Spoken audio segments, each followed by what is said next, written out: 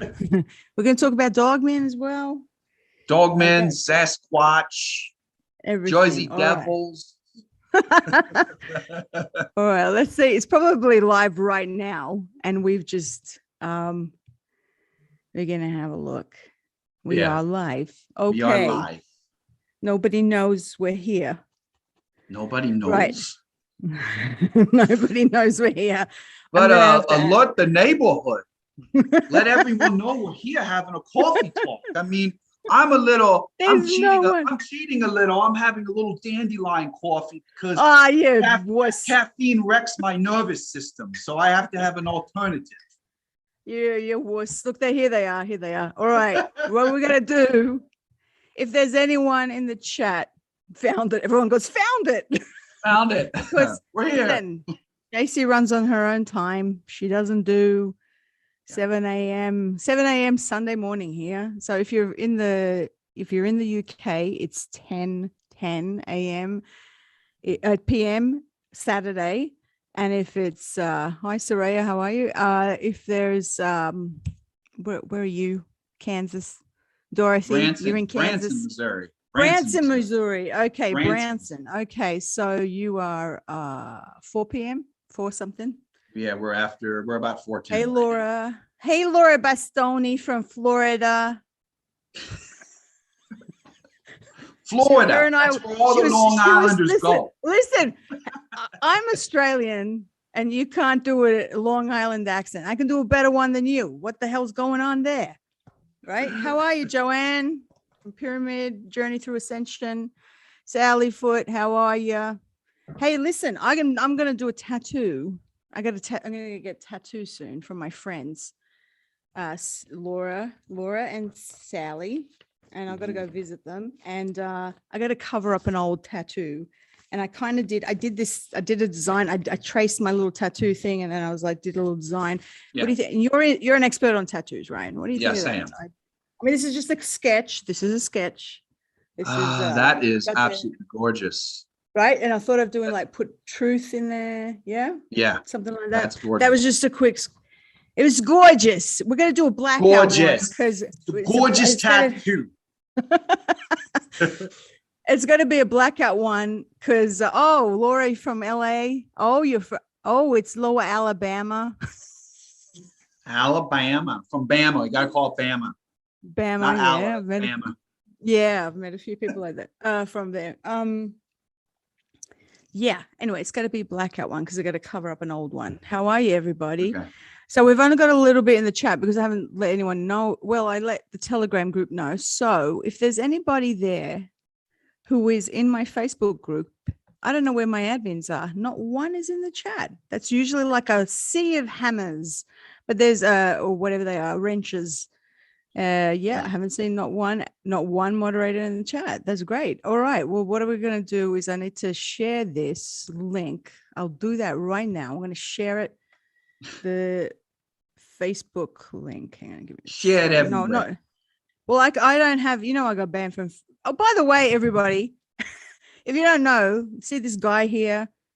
This is Galactico Gregorio. And this is this is Greg. Sorry, I had to do my Italian. Yeah. This is Greg. We are friends. He's just some guy here on the screen doing a coffee. And we never did.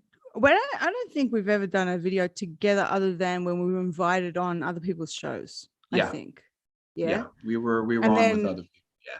And I met you I think I met you on. I think you and I were on the same video, Charlie Freak, way back November 2020. Election night. Yeah. Election night, and then all these people know each other, and then I think Mark did a thing with you, and then he invited me on with you or something like I can't remember. There was something.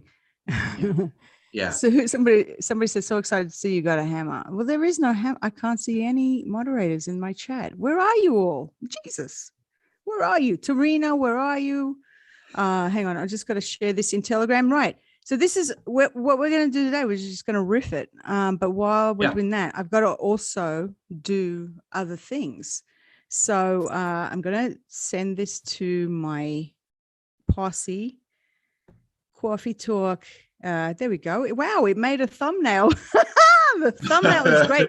You got to see this thumbnail. You're going, oh my God, like this. And I'm going, that's hilarious. All right. So that's okay. It's all good. Cawfee Talk. And I'm sharing it in here. And hopefully someone will see it and then they're going to go, all right. Hey, Gigi, she's here. She's in the house. Gigi is my very, very, very, very, very good friend. And she's one of the moderators here. Okay. So it's 7 a.m. here. Cut me some slack. I'm a single mom and my daughter only just woke up just before we're about to start. That's really great. And why do I do a Long Island accent? Because one day I said, I want some coffee. And I said, you know what? We're going to do a coffee talk because I have a really beautiful friend named Jen. And Jen and I, she's telling me she was from Long Island, but she doesn't live there anymore. Jen, if you're watching, I love you so much. And then she said, let's do a coffee talk like this. She goes, my mom and I used to do a coffee talk. And then I was like, yeah, all right. So we were just chatting and we'd sit there and chat. And then it popped into my head. And then I started calling it that. And everyone said, are you going to do another coffee talk? Because I'd wake up in the morning and my daughter was with her dad. And I was like, I'm bored. I'm just going to start a live and start talking to everybody. And then all these amazing spiritual truths would come out of my mouth and sometimes some humor. So if you're new to my channel, my name's JCK. I feel a little puffy today because I had some food last night. They had a bit too much salt. And it wasn't great. I woke up with puffy fingers. So anyway, my brain's not working. I haven't had a sip of my coffee. So basically I drink coffee and I know things. So that's all I do. And I always have a big cup. And Greg's a pussy because he's having dandelion tea. Yeah, I can't do coffee. It just wrecks my nervous system. It just sends my heart through my mouth. I can't deal with the caffeine. So I do the dandelion and it helps clean my colon. Hang on. You're doing Arnie. I'm doing Arnie? Oh, okay. Yeah, I kind of went off track there a little bit. I do the dandelion coffee because it's better for my colon. Can you just be Arnold? Just do Arnold. I drink dandelion coffee because it's good for my colon. It's a nice cleanse. Cleans me out. Makes me feel super light and strong. All right. So somebody said I drink coffee and know nothing. All right. So I just woke up. My eyes. Okay. Oh, good morning. And, good morning. And I stupidly was like, let's do a live at 7 a.m. And because I'm trying to accommodate all you beautiful people all over the world. And I hope my audio sounds okay. We've only got a little bit because you know what? The Aussies aren't awake yet. Who's awake at 7 a.m. on a Sunday morning? Not me. Oh, no. And we've got a lot of people. It's nighttime in the UK. So maybe you're still awake, maybe. And then you got the afternoon. So this is a really shit time, kind of. I don't know. There's always someone who's going to miss out. The New Zealanders, it's probably a good time for the New Zealanders. And then the people on the other side, on the West Coast in Australia, they're still asleep. So what I know this is a really long introduction, but this is how it goes. When you do a live and you've got zero plans and you're just going to start talking, this is what happens. But this is my channel, Quantum Truths JCK. Please, if you're new here, please subscribe if you haven't subscribed. So also put your thumbs up. There's 200 people in the chat. We're going to get a lot more as the hour progresses because that's what happens. The word spreads. And then I start talking like this for some reason. And some people who've never been here before, they're like, hang on a minute. Isn't that broad who talks to the trees? And she's usually all somber and everything. And now why is she talking like this for? I didn't know she was from Long Island. What the fuck is going on here? Okay, so I can keep this up. So anyway, we're going to talk about quite a few things because you and I mean, we're friends. This is the thing. This is how it works. Everybody goes, you're all shills. How do you all know each other? We don't know each other. Then we all kind of meet and it's like this weird network that happens. And it's like soul family all meeting each other, right? And you have some ups and downs and you have some people that, you know, you thought were your friends and then you're not your friends anymore. And that happened a long time ago to me. And then, And then you kind of just find all these similarities, like Greg. You got a theater degree like me. What the hell? I only just found out about this. I did. I can't. Yeah, how did I not I did. know? How did I not know about this? Oh, well, But you're it's a one lot of those younger than things. me. When did you go to college?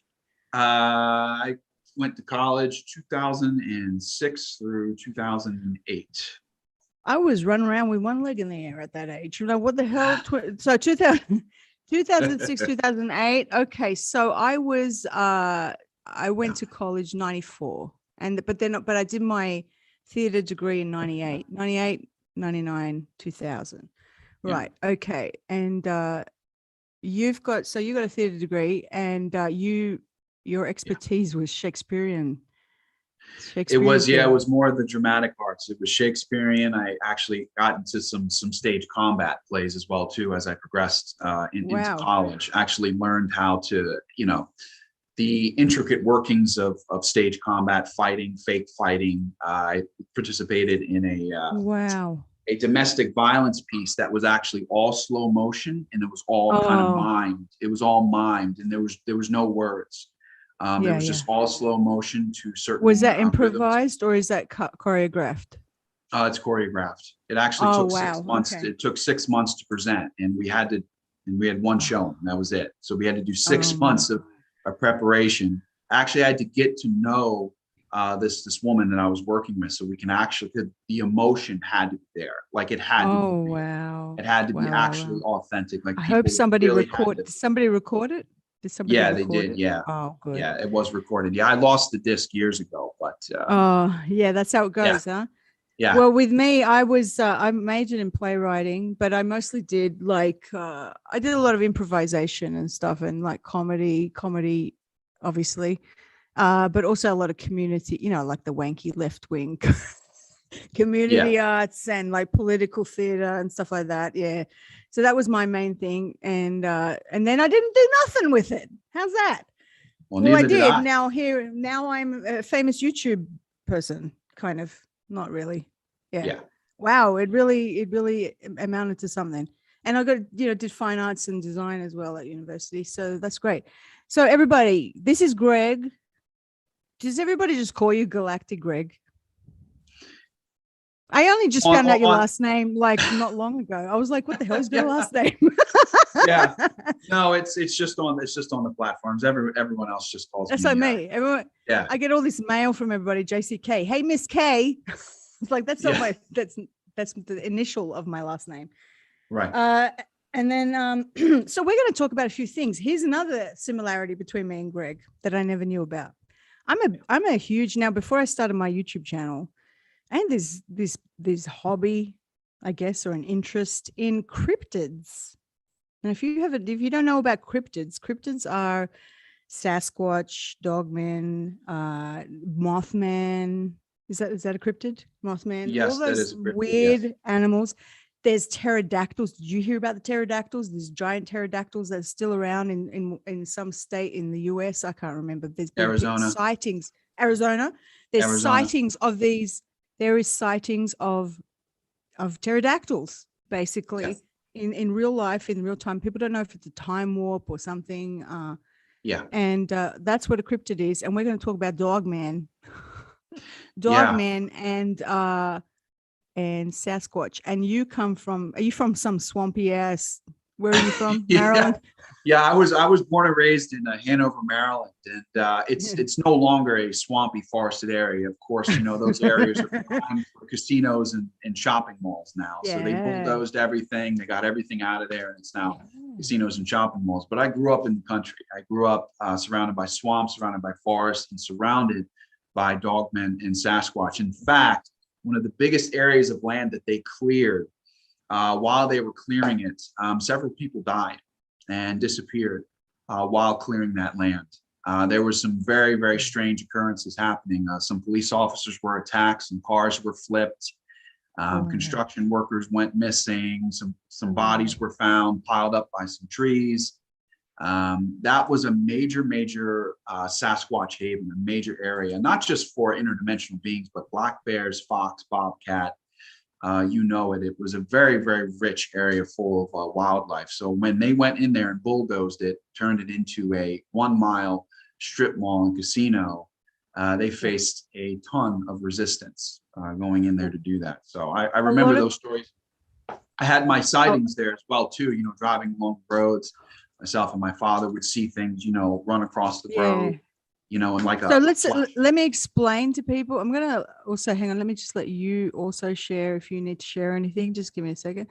Yeah. So I'm just going to explain to people. Okay, so first of all, let me just explain this to people, because I had some little shit yesterday saying to me, can you just not like talk over the top of your guests? How about there? How you going? If you don't have a YouTube channel and you haven't done a Zoom meeting before, right, you won't know what it's like to do a live or to do an interview with people. And I'm not like, nobody trained me to do this, right? You just do it. Now you're either really good at it and you make a great show, or if we just had an ordinary Sally sitting here and she's just sitting here and she doesn't, you're going to have a really shit show. Okay. And then you got a Zoom, which has an audio delay, talking to people overseas, and there's usually, and then that's why you talk over the top of each other. And sometimes you got to get the show moving. So you, as the host, you have to kind of interrupt. So let me just explain that there. Now, I want to show people what a Dogman is, because that was only a new thing. I always knew about Sasquatch and all these other things. But people don't know. People go, yeah, well, that's a werewolf. Well, the term in the community is a dogman. And this is legit. Like if you, I mean, look at this one, Jesus. That's a photograph of one of them. Some of them have these really great big mouths. There's different types. A lot of people mistake the Sasquatch for a dogman. Look at this one. Is this the real? Is this the one? Is this the video, the famous video? The famous one from which state is that from? You know, the famous video. I think that's Minnesota. Minnesota. Yeah. Right. That's Minnesota. So these are these are legit. I believe they're interdimensional. I think they're 4D. What do you think? They are definitely interdimensional. They're not a real or I mean, they're real, but they're not real in the sense they're not a 3D animal. They're not a lost species or anything like that, or undiscovered. Now, when I did my remote view underneath Woomera in Australia, that was one of my early videos, probably number 7 or 8 or something like that, or 9. That was horrifying. They were doing experiments on Indigenous people, and what I saw deep down underneath was a cage with a giant dogman in it. Yeah. So there's something to this in terms of that they're either, some of them are either creating them, or I mean, I think there's some underground labs. I think they're either maybe in some cases there's some real what do you call them? Not tribes. What would you call a group of dogmen? A tribe, a pack of dogmen. There's some real legitimate ones, but a lot of them live under. There's a lot of underground stuff. There's also an interdimensional sort of aspect to it. Some people say there is natural. They're natural, and they claim that they've seen these things that are like giant wolves. Yeah, and there's a lot of different the interactions with these creatures kind of they vary across the board. The one thing that we do know is that no one has been attacked or killed, but individuals have disappeared going to look for them. So I can't necessarily state them to be nefarious as an absolute, but with something that is built for predation. Yeah. Mainly for predation.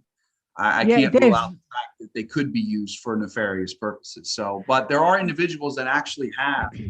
If you actually, there's a YouTube channel called Dogman Encounters. Yes, I was about to mention that. He's the best. And I just watched his recent episode with a woman that he was interviewing who's actually having peaceful encounters with them. They're on her property and they interact with her and they interact with the daughter and whatnot. And for the most part, they're very friendly, and they've even left them gifts at their doorstep. I think I listened to that one. And so what happened was what I feel, this is my theory on these animals, is that you've got some bad ones and you've got some good ones, and and they speak through telepathy, essentially. Okay. Yes. There is something about them that is not animal-like. There is something about them that is, in some cases, they have like a vicious nature to them for the sake of being vicious. Like in terms of like, they're quite vindictive. They can be quite vindictive if they need to be. They're very territorial. So a lot of people who have been in these areas, like in Texas, do you know Josh Turner? I've met him a few times and some of his family. So, okay, Josh Turner has his own channel now. He was a guest on Dogman Encounters Radio. I think that's the channel. And he was really good at saying the stories, because he was a security guard and he was like seeing all these amazing stories. Now, he was from Texas.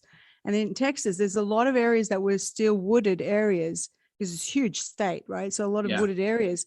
And there was a lot of dogmen in these areas. And so he had a lot of stories, and he had his own personal story as a teenager being chased on a Halloween night by a dogman. And his the family member, when they ran inside, like I think his friend's mother was saying, "Oh, Diablo, Diablo," like she just thought it was the devil.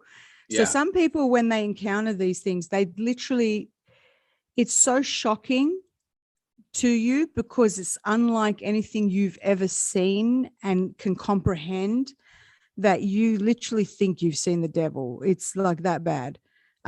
People say you will never ever, people go, "Oh, I wish I could see a dog man," and it's like, you will never ever ever ever want to see one of these things because it haunts you forever. It's that bad. This is the typical gait of them. They usually have like a hump on the back of their head. Their teeth are not like dogs. Their teeth reportedly are so razor sharp, and they're flat. They're flat. Okay, so they're not rounded. They're flat and they're super sharp, and they're so big that it hangs out of their mouth. A lot of them have a great big head like a wolf. Some of them have more like an ugly looking werewolf type look, like this picture here. Yeah. And they typically have very short crinkled snouts, but every now and then you'll see one with a longer snout. And they vary from they also their look does vary. Their look does vary, because some of them look like Anubis, and they're pitch black. Some of them are like pitch black, and they're not just black. They're black where the light absorbs into them. Like what's that word for that black? It's like it's not a matte black. It's like a black where no light can penetrate it. Like you can't see them. It's that black, right? And their eyes, they report that their eyes look like they have a glow from behind them. There's like a backlit kind of glow, and they can vary from blue to like an amber color to like a green. Some of them, I think. They usually have the body of like a quarterback. Like they're like really ripped, like a man, but huge. They can vary from, I mean, an adolescent would be what, 6 foot tall, 6 foot, 7 foot, a young dog man, and they usually are about 8 foot, 8 or 9 feet. Anywhere between 6 to 9 feet, typically. Every now and then, smaller ones have been seen. Adolescent ones have been seen that are around 4 or 5 feet, but typically it's a 6 to 9 foot range. More often than not, you're going to see a 6 foot one. The big ones are very well hidden.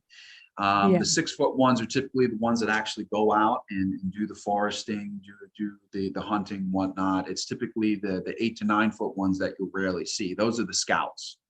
That actually sit further back and actually watch and survey the area. So, and I absolutely look at that. This one, it's like I mean, that's from a movie, but you talk some of these movies. There is I'll stop the share. Some of these movies, there's a lot of people who have witnessed this, from what I understand. Sorry for interrupting. That often say it looks like that movie, blah blah blah. Like Wolf, what is it? Is it Wolf Soldiers? Something about soldiers. I can't remember what it's called. There's like all these dog soldiers. Is that what it's called? Yeah. So they often reference different movies and go, they look just like that movie of blah blah blah.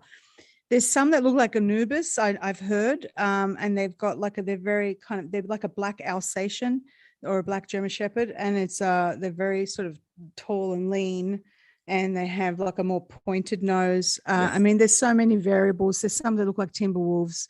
There's some that have Yes. different colors, and but they will stalk, and they are quite vindictive.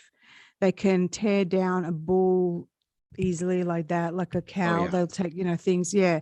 There was one guy who raised one in one of the stories. Did you listen to that particular episode? There was a guy who raised, I'm not sure if it was Josh Turner who told the story that they found this little, I think there were these pack of dogmen generationally who were on this property in Texas, this family's property. And so the family had a property where like, the uncle lived there and so-and-so lived there and someone else lived there, but they're all family, right? They had all these different properties, and they'd known about these animals for centuries, like not centuries, but for like generations.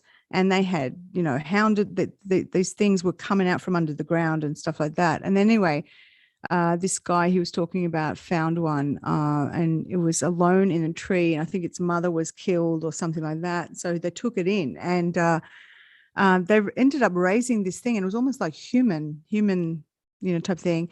Although it didn't talk, as it grew older, it was always good to the guy who raised it. And apparently he said it even waved at him, like say goodbye and things like that. And because he was hand raised, and then he ended up becoming the pack leader, this particular dogman, there was peace on that property for quite a while until he died. And then when he died, the stuff erupted again. So there's a lot of stories like this. I can't see the chat. So if you're talking, I'm just going to go back so I can actually see the chat. There we are. People were talking about wolverines and things like that. These are not wolverines. These are dogmen. No, you would know the difference between a weasel and a 6 to 9 foot upright creature such as a dogman. A Wolverine, you would know. Different. And there's also an ominous feeling, isn't there? Yeah. That's the thing. You feel them more than you see them. Okay, it's an energy. It's a frequency that they emit. And it's based upon your frequency. That's why certain people see them and certain people don't. You feel them rather than see them. It's based upon your frequency. Listen, these creatures know how terrifying they look. They know how intimidating they are. That's why a lot of times they're not actually looking for conflict. They're just looking to pass on through. In fact, that's what most of the videos show, is them passing on through. There's a very famous, infamous video of a gas station out in the middle of Ohio. It's actually near an Indian burial ground. And this is where we also find them as well. They're protecting certain areas. They're stewardships. They're bouncers essentially for certain forbidden areas. Yes, I heard that there is a legend of some of these dogmen because they are supposed to be the keepers of the graveyards and things like that, right? So that there's sometimes they're in graveyards and things. So there's something to do with them in the underworld, essentially. That's why they're 4D. And you talked about that they're near Indian burial grounds. From what I understand, the state of Kentucky, I think, was actually not really inhabited by Native Americans. They were they didn't really go there. They'd only go there to meet sometimes, but they wouldn't live there because that was more like a burial ground type area. And that's where there's a lot of dogmen. I think that's the right state I'm talking about, but I'm pretty sure that's what they said. Tennessee also has a lot, right? Tennessee, there's a lot of Wisconsin has a famous one, the Beast of Bray Road, and I would like to divulge into that story because that's actually connected to Yeshua. Oh, okay. This is going to be cool, right? This is very, very interesting because this may very well not even be a normal dogman. This could be a demon that he exorcised in his younger years, his inexperienced years. And instead of sending it to hell, he may have accidentally put it into a time loop, which is why it keeps appearing in this Elkhorn, Wisconsin area. And it has been since 1936. And it's very sporadic. Doesn't happen very often, but here's the crux of this story that's very, very interesting. There is a convent that still exists there in Elkhorn, Wisconsin, right off of Bray Road. And there was a priest that supposedly worked at that convent that was buried there. There's a graveyard in the back. Now, this priest carried with him a very, very interesting, very intricate, very beautiful talisman that he wore around his neck. And it wasn't like anything else devised by the church. It was a very unique talisman, okay? And it had, and the story goes, that there was some mystical power connected to this talisman that would allow certain things from another world to exist here in our 3D world, okay?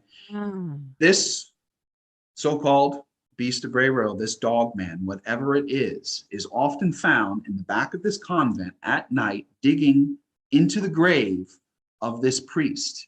Now, there's always a watchman at this convent, regardless of whether it's abandoned or not.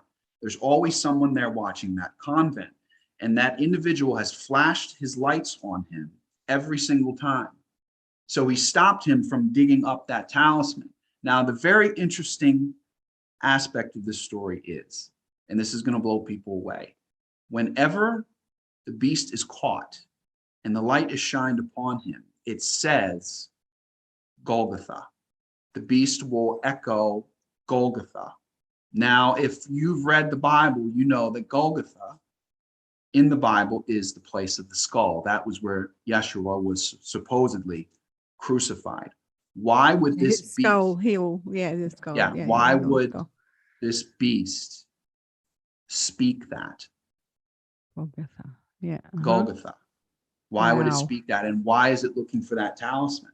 Because I think, and again, theory, but I think this was a demon that Yeshua exercised in his younger days. He was a bit inexperienced, and instead of sending him where he was supposed to go, whoops, sorry, buddy, you're in a time loop. And yeah, I don't know where that's going to end up, but it ended up being in Elkhorn, Wisconsin, which is why it's very rarely seen. The sightings go up and then they go down for like a decade. You don't see it. So it's like really, shimmering in and out of our time. Yeah, but it wants to exist in this world. That's why it's looking for that talisman. That's why it's looking for the talisman. See, this is the thing. And this is why we think they're 4D. I've had some experiences just the other day with the 4D stuff. Now, my daughter, as many of you know, I just want to show you this. She has autism, and I'm going to tell you something. There's something special about these kids. I'm telling you, they see things that we can't see. My daughter sometimes draws things, and I just go, how did you know about, like, she'll feel things. And the other day, I couldn't believe it, because you mentioned that you like Dogman. I was like, hey, we're going to do a show about Dogman one day. My daughter did some art the other day, and I've never in my life ever spoken to her about werewolves. She's never seen, we don't go around talking about it. She doesn't watch anything scary. She made this sculpture. Now, I just want to show you. I can't even, I mean, if that's not a Dogman, she made this. She's 7 years old. And look at that. There's got the claws. And she told me it's a werewolf. She even did like a hump on the back. She made it all. I don't know if you can see that. There's like she made the texture of his hair on the back. Look at the head, the pointed snout. Yeah. And she made his claws all scary. And this was out of the blue. I don't even know. They weren't even like, this is an art therapy she did. And like, it's like a thing that they do, the art and stuff. I mean, the texture, if you see the detail in this, she's even made little patches. She's made little patches of, it's got like little, I don't know, can you see that? Like she's put little dots and put little holes in there and she's made all this little detail. The eyes are unbelievable. I've never seen anything like this. And she's only 7. And sometimes she's drawn pictures of monsters that I've just gone, whoa, that's really 4D. That's a 4D. She drew once, I swear to you, it was a minotaur. And I was like, okay, she's seeing 4D things, right? She's seeing them. Yeah. So I just wanted to show that. I thought that was interesting. There's also, if you're interested, there is, I got given this by, I won it through Josh Turner's channel, but that was is that, I wonder if that's probably the right way on YouTube. Monsters Among Us. Linda S. Godfrey is a really famous author, and she talks a lot about cryptids. And this is a really interesting, a very, very interesting topic. She led the story on the Beast of Bray Road. That was Yes. her. That went to Wisconsin to cover right. the story. Yeah. Now I can't remember if she is she was originally a journalist or she was a retired teacher. I can't remember, but she's an author, and she basically just got really deeply involved in, started researching and started collecting stories and then writing about them. But that's an amazing format. Now, you know, I've got to tell you this. You and I both said the same thing. When we started this sort of awakening journey, I guess you could call it, and we suddenly got these YouTube channels, right? Yeah. I was so into making sure my vibration and my frequency was high that I couldn't watch or look at anything to do with Dogman or anything, because I felt like that was a lower vibration. Yeah, and I was a little bit scared of looking at those things. Not scared, but I was like, if I go into that when I'm trying to keep everybody's, you know, positivity up, I can't. But now I'm fine. I can talk about it now. But I was really avoiding it because and this is why I think sometimes when people that's why sometimes people equate these two demons. Do you think that they are demonic, or is it just because they're part of that fourth dimension, which often has jinn and other things in that dimension, these things that are kind of shimmering in and out of different of the physical world and the higher realm, right? Well, I feel as above, so below, as within, so without. As we have the potential to be nefarious and evil, as do these creatures. I feel that they participate by the same laws that exist all over the universe. You know, we all have good and bad and everywhere in between in us. We have the capability of being good. We have the capability of being bad. We have the capability of being anything that we want, as do these creatures. They abide by certain different rules and laws, especially when they're traveling through. That's why we get footprints. That's why we get kills. That's why we get this things like the Skookum cast out of Washington State, which was supposedly a Sasquatch bathing in the mud. What do you mean by passing through? Do you mean passing through this dimension into their dimension? Okay. Yes. Because going through going through gateways, because the wilderness, as we know, is full of them. Caves are another way into other dimensions and other gateways. That's why they're in the caves. That's why we see them underground and in caves. Now, this is interesting. So this takes me to another topic that I'm very interested in, which is missing 411. I don't know. Have you heard of that thing with I can't remember his name, David Paulides? Okay, so if anybody is interested, look up missing 411, and the author is David Paulides. I think his first name is David, and he is an ex-police officer, and he started, and his books are very factual, like a police officer. He's gathering evidence and he's not making any conclusions, but he's basically investigating missing people cases that have no explanation, where something mysterious happened. There was definitely no death by an animal or anything like that they suddenly went missing. And he started to see patterns in these people. Now, in many of these situations, they were all clustered around national parks. Yes. When he went to find the records for the missing people, the national parks trusts wouldn't let him. Yeah. They would not let him access some of the missing people's files. There would always be some kind of red tape. And they started to sort of work out, he made a map of like where all these missing people were. And there was all these clusters around Yosemite National Park. And then he was trying to find what the similarities were in these things.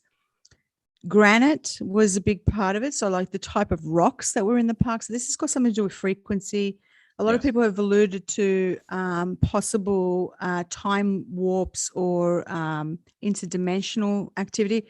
In some of these missing people's cases, the missing people, the people that do the search parties, they would do a very, very thorough search party. And I don't know if you know how a missing a search party works, but they usually are in a line and they're going step by step, inch by inch, and they're looking and searching, and they know that they've covered certain ground, right? And then they'll work in a different area.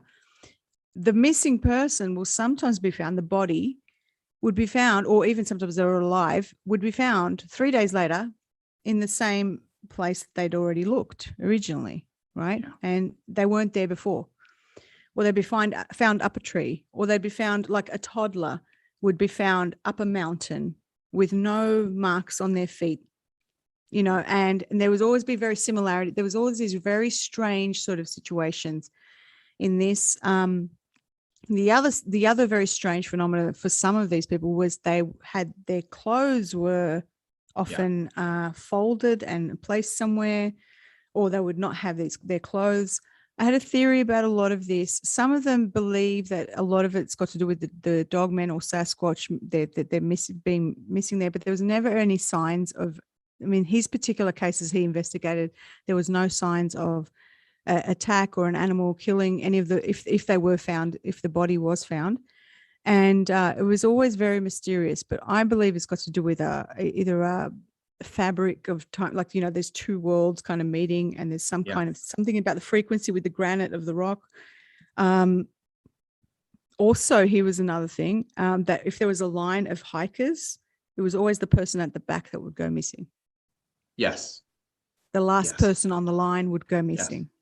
That was another thing that was in this. It was a very, very interesting topic. So if you want to look up that topic, that's called, and the reason why we're talking about this, I mean, this is part of the mystery of this realm, really. And this is what this kind of fits in with, if we understand how our realm works and how incredible and multidimensional it is, then you'll start to understand more that there is more possibilities than just this intel, this 3D stuff. And it's not just the 3D world. There's something bigger going on in this world. And so if you want to look up that topic again, it's called Missing 411 and David Paulides. And I just think that, to me, I feel like this is kind of linked in with this phenomena of the Sasquatch and the Dogman. You've also seen Sasquatch, right? So tell us a bit about, we've got an Australian version of this that, according to the Yowie. The Yowie, which they look a bit different, but and there's also a shorter one. I think that might even not be far from where I live. There's a shorter type, and I don't know what they're called, but they're like a little, almost like a pygmy, hairy type of primitive being as well. Yeah, the Hobbit. Yeah. It's like a hobbit, but it's in Australia. Yeah. It's in Australia. So tell us about your encounters with somebody just asked, sorry, I just got, there's a very interesting question. Just Andy said, were Dogmen not part of a past reset when the Phoenicians took over? That's interesting. Well, there's actually history of, was it Marco Polo? There was some explorer or whatever. There was a documented cases of a land of dog-headed men. And this is like and there's pictures of them. Also, St. Christopher was a dog, apparently, dog-headed man. Did you know that? St. Christopher was a dog. So that might be just, maybe, were they interdimensional, or were they from another, see, I don't believe in other planets. I think it's a dimension.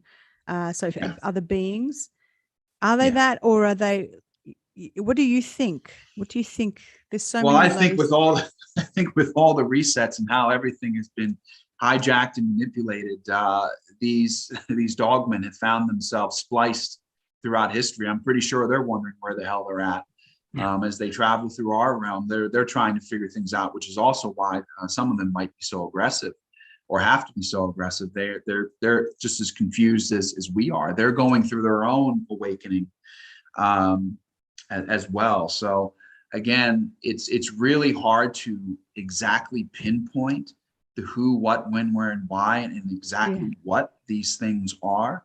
But what I can tell you is that, again, it's all about energy and frequency. And that is the same with Sasquatch. My experiences with Sasquatch has been more of an energy that you feel. It's the knowing, the absolute knowing that you're no longer alone in the wilderness, and that you're being watched. You're being watched by something that is intently focused on you. It is built for predation. It is powerful. It is strong, and it is telling you to get the fuck out. It does not want you there. And you It does just not know it, want you right? there. It's Yeah. just, you know what it is, guys? It's an immediate adrenal response. Your endocrine system, your central nervous system goes absolutely haywire. And at first, you don't know why. In the initial 5 to 10 seconds of that cortisol rush, you have no clue what's going on because it's just so instant. Okay. But after that 10-second mark, you start to realize when everything gets quiet and silent around you, and you can actually tune in, because that's what the cortisol will do. Initially, it'll throw you off, and then the cortisol rush will go into your brain. It'll expand all those blood vessels, right? Expand all those pathways, and you'll be able to tune in and think. Okay. Yeah. And then you start to realize, holy shit, I'm not alone. There's something here with me. It may not be right on top of me, but it's close. And I need to get the fuck out of here. And that's a quit. very common story. Yeah. So if you go to a channel like what's his name? Oh my God, I forgot his name. Okay, so if you go to that channel, Dogman Encounters Radio, he's also got a Bigfoot Encounters channel. What's his name? Yeah. I think it's Vic Cundiff. Vic Cundiff. Yeah. Okay, so Vic, I knew it was Vic. I was thinking Vin, and I was like, no, it's not Vin. Vic Cundiff. So from if you go to his, so there is Dogman Encounters Radio. Most of the stories, and these are testimonials, you can tell the people are not lying. You can hear it in their voice. There are some that break down as they're telling the story. They are so scared from their encounter. There was an unbelievable one in New Orleans. There was a man who finally came forward to tell his story. He was an African-American man. He'd moved down to New Orleans. He was a young man. And the story, and this is where the military thing can sometimes be part of it. Somebody, Spiritual Sunshine, just said, I've also heard the Dogmen were military experiments.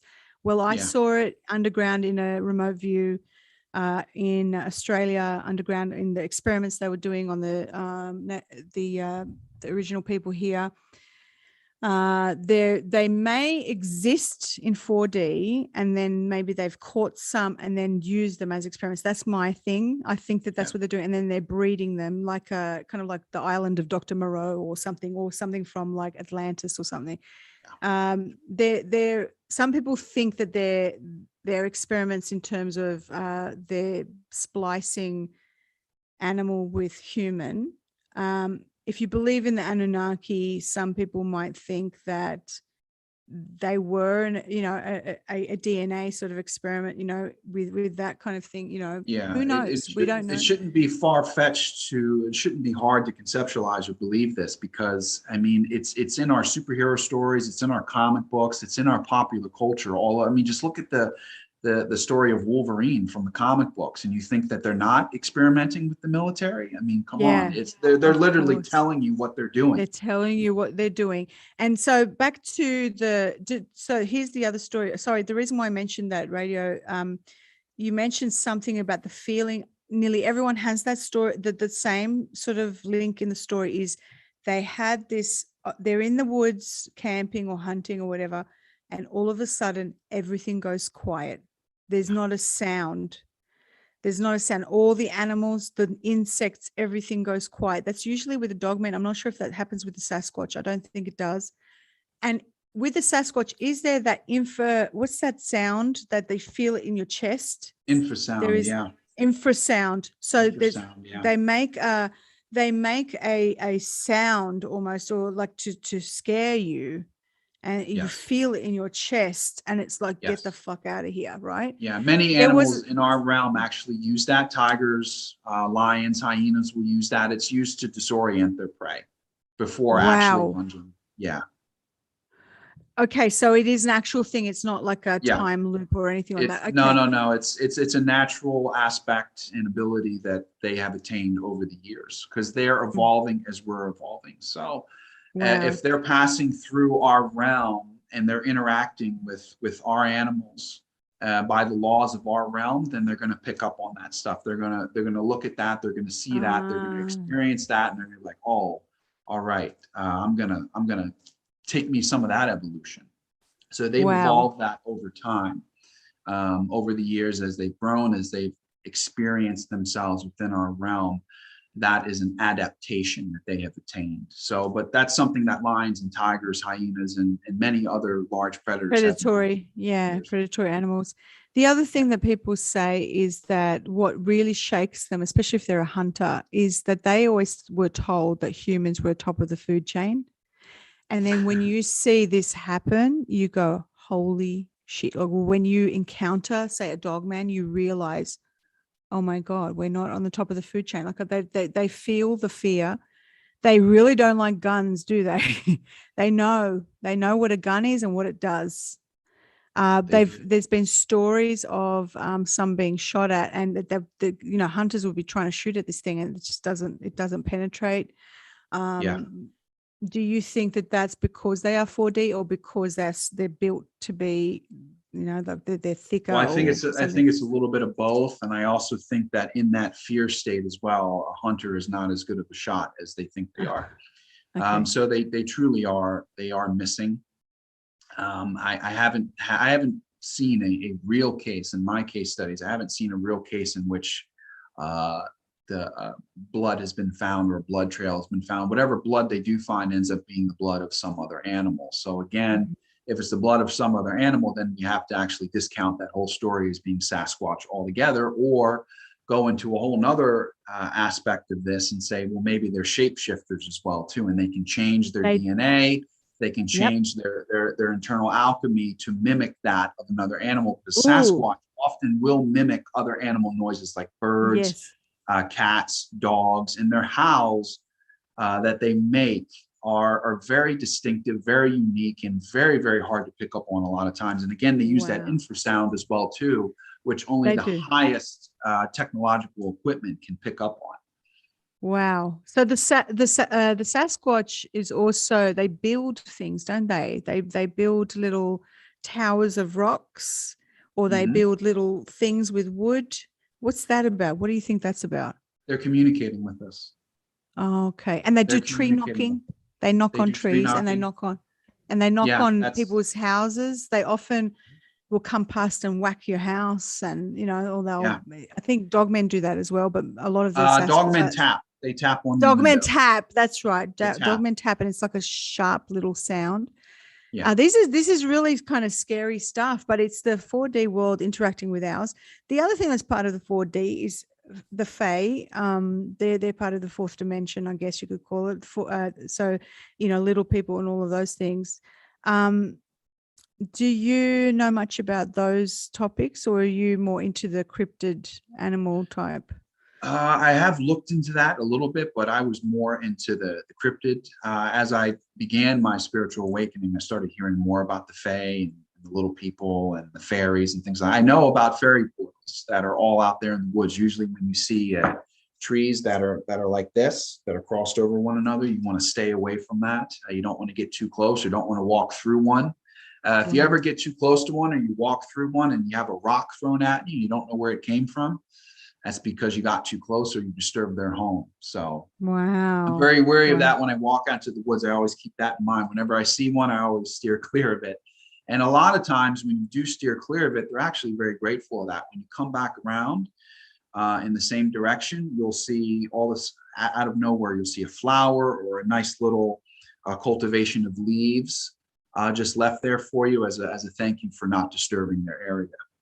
Wow. So, I've given things to fairies. Well. Yeah, I've communicated with fairies. I think, I don't know if you know this, my daughter and I went to this log cabin late last year, and there was this fly. The flies were just getting in everywhere. And my poor daughter, she was going nuts because of her sensory things. And I was like, oh, this is crazy. And there was this rock out there, and I just thought, this is a fairy rock. I just knew. I was like, this is a fairy rock. I'm going to communicate to the fairies. I sat out there one day. I made these little honey cakes, and I put like flowers and things, and I said, listen, can you guys, I sort of talked to them. I said, can you get rid of there's a doggy. Yeah. I said, could you can you get rid of the flies for my daughter? And I swear to God, the next morning I woke up expecting to hear and see all the flies inside. There was no flies. The whole time we were there, the rest of the time there was no flies inside at all. And then the day we left, I was packing the car, and then the flies came back as we were leaving. So, I mean, there might be another explanation for that, but I just found that very strange. There was no flies inside. So there is a way to work with a lot of these interdimensional beings and things like that. There was there's another thing. There was something really interesting that you were saying about the Sasquatch, and now I forgot. But there was a topic I wanted to touch on with them. I could talk about this all day, but I don't want to. But I think that this is it's really important. Oh, here. Do you think that there's more sightings of these things, or are people just coming out more and feeling encouraged to talk about it? Or do you think that this was always do you think that this was always the way? Do you think that because of the Mandela effect and a lot of these other things, they're CERN and things like that, playing around with our time and dimensions, what do you think is happening? Well, there's a lot of things at play here. A lot of things. The Sasquatch phenomenon. One second, Greg. I have to go. Don't come on the camera. I have to just go out. You can take over for a second. 1 second. Yeah, go ahead. Yeah, no, there's a lot of things at play here when it comes to the whole Bigfoot Sasquatch phenomenon, and I want to make it very, very clear that there's a lot of paths to traverse here. There's a lot of information out there. There's a lot of false information out there. There's a lot of logic. There's a lot of reason, and there's just a lot of BS. The Sasquatch phenomenon truly began, especially here in the States and worldwide, with the Patterson-Gimlin film. Now, if any of you are not aware or not familiar with the Patterson-Gimlin film, that is a piece of footage that was taken in Bluff Creek, California in 1967 by Robert Patterson, by Patterson and Gimlin. Two amateur filmmakers who were essentially on horseback seeking to find some Sasquatch footage. And after 3 or 4 days within the Northern Californian wilderness, they somehow stumbled across with their video camera an upright walking ape-like creature walking in front of their camera along the creek bed, along the creek line. And they obviously filmed it. And that film footage, it went viral, it went worldwide. And the debate to this very day still ensues. We truly don't know what that was, if it was real, if it was not. Now, Russian scientists have done their studies, their extensive studies on that video, and they claim that there's no way it could be faked. And then there's all these other backstories to Patterson and Gimlin too. They were in financial debt. Oh, yeah. They were looking for a quick score. They knew some people in the film industry for. What's that film called again? What's that? Let me see if I can find it. It's just simply called the Patterson and Gimlin. Patterson-Gimlin. Okay, let me see if I can find it, because you look at this thing, the flesh on it as it's running. Oh my gosh, you know what I'm talking about, right? Yeah. There's no way you could fake this thing. Patterson-Gimlin. But again, I just want to point out that it's important to know that it was seeped into the mind of the collective consciousness from that film. It wasn't big before then. I mean, before then, it was myth. It was legend. It was something that was told around campfires. It wasn't something that was in the public eye. So when we're looking at these things, we kind of have to account for mass hysteria has to be accounted for. And the fact that when we exist within the parameters of our minds can make up a whole bunch of shit, a whole bunch of crazy shit. That's right. And unfortunately, that has, really enhanced the general public for so long. I always my Yeah. brother once got angry with us and we called him Sasquatch because or Bigfoot or whatever because he walked out of the room really angry like this. I can't remember what we used to call him, but it was funny. We used to call him Bigfoot or something like that. Oh, hang on. Let's see if we can see I'm just going to keep it muted. Oh, it doesn't look like it's I just wanted to show the footage. Yeah. I mean, look at the breasts. Would it be female? It's a female, yeah. It's got man boobs, right? Mhm. Or is it It's a female. It's a definitely a female. female. It's smaller, it's shorter, Yeah. more Hang on, let me stout. see if I can. There we go. I'll just isolate the picture. There we go. Oh, stop. Have you seen one? Have you seen one in I'm gonna just stop that. I've Have seen you them seen run one in across real the life? road. I've seen them run across Right. the road at night. It's quite spectacular. It's just like 2 steps and they're gone. It's just a glide and that's it. Done. Wow. The Native Americans are very intertwined with these creatures as well. Yeah. And I know now what I wanted to talk about regarding that. There's a difference. So there's a lot of people who mistake the Dogman. Sorry for talking about Dogman again. There's a lot of people who mistake the Dogman for, they think that the Dogman and the, help me out here, because you were talking about shape shifting and then I remembered the other thing that they do. What's it called? Do you know the one where like it's actually a person and then they turn A into Wendigo. that? A Wendigo. No, it's not a Wendigo. No. It's a Skinwalker. So okay, Skinwalker. Okay, Skinwalker, yeah. right. So here's another topic. I need to talk about this because this ties into black magic, which is something that there's a difference between an actual cryptid creature and a skinwalker. So if you don't know what a skinwalker is, this is from what I understand. There's some tribes in America. This is particularly common in. Is it in Utah? I'm trying to remember if it's there was who are they? It's the Navajo. It's the Navajo.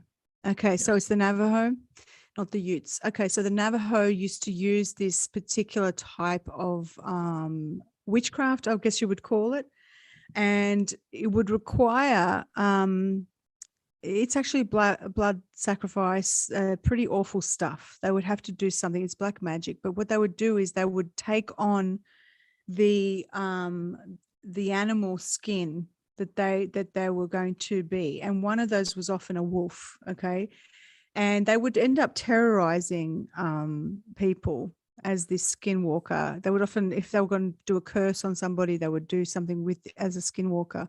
So they would actually shape shift into this animal, and there was a whole ritual around this. I was watching a few things about this quite a while ago, a few years ago, and I started learning about how they would do it, and it was quite awful. It would require blood sacrifice. It would do all sorts of things. It would require them killing someone in their own family to become a skinwalker. And there's some tribes that just know there's a skinwalker going around terrorizing people.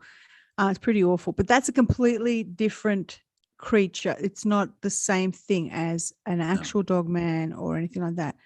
Would you say that the Sasquatch are benevolent or not?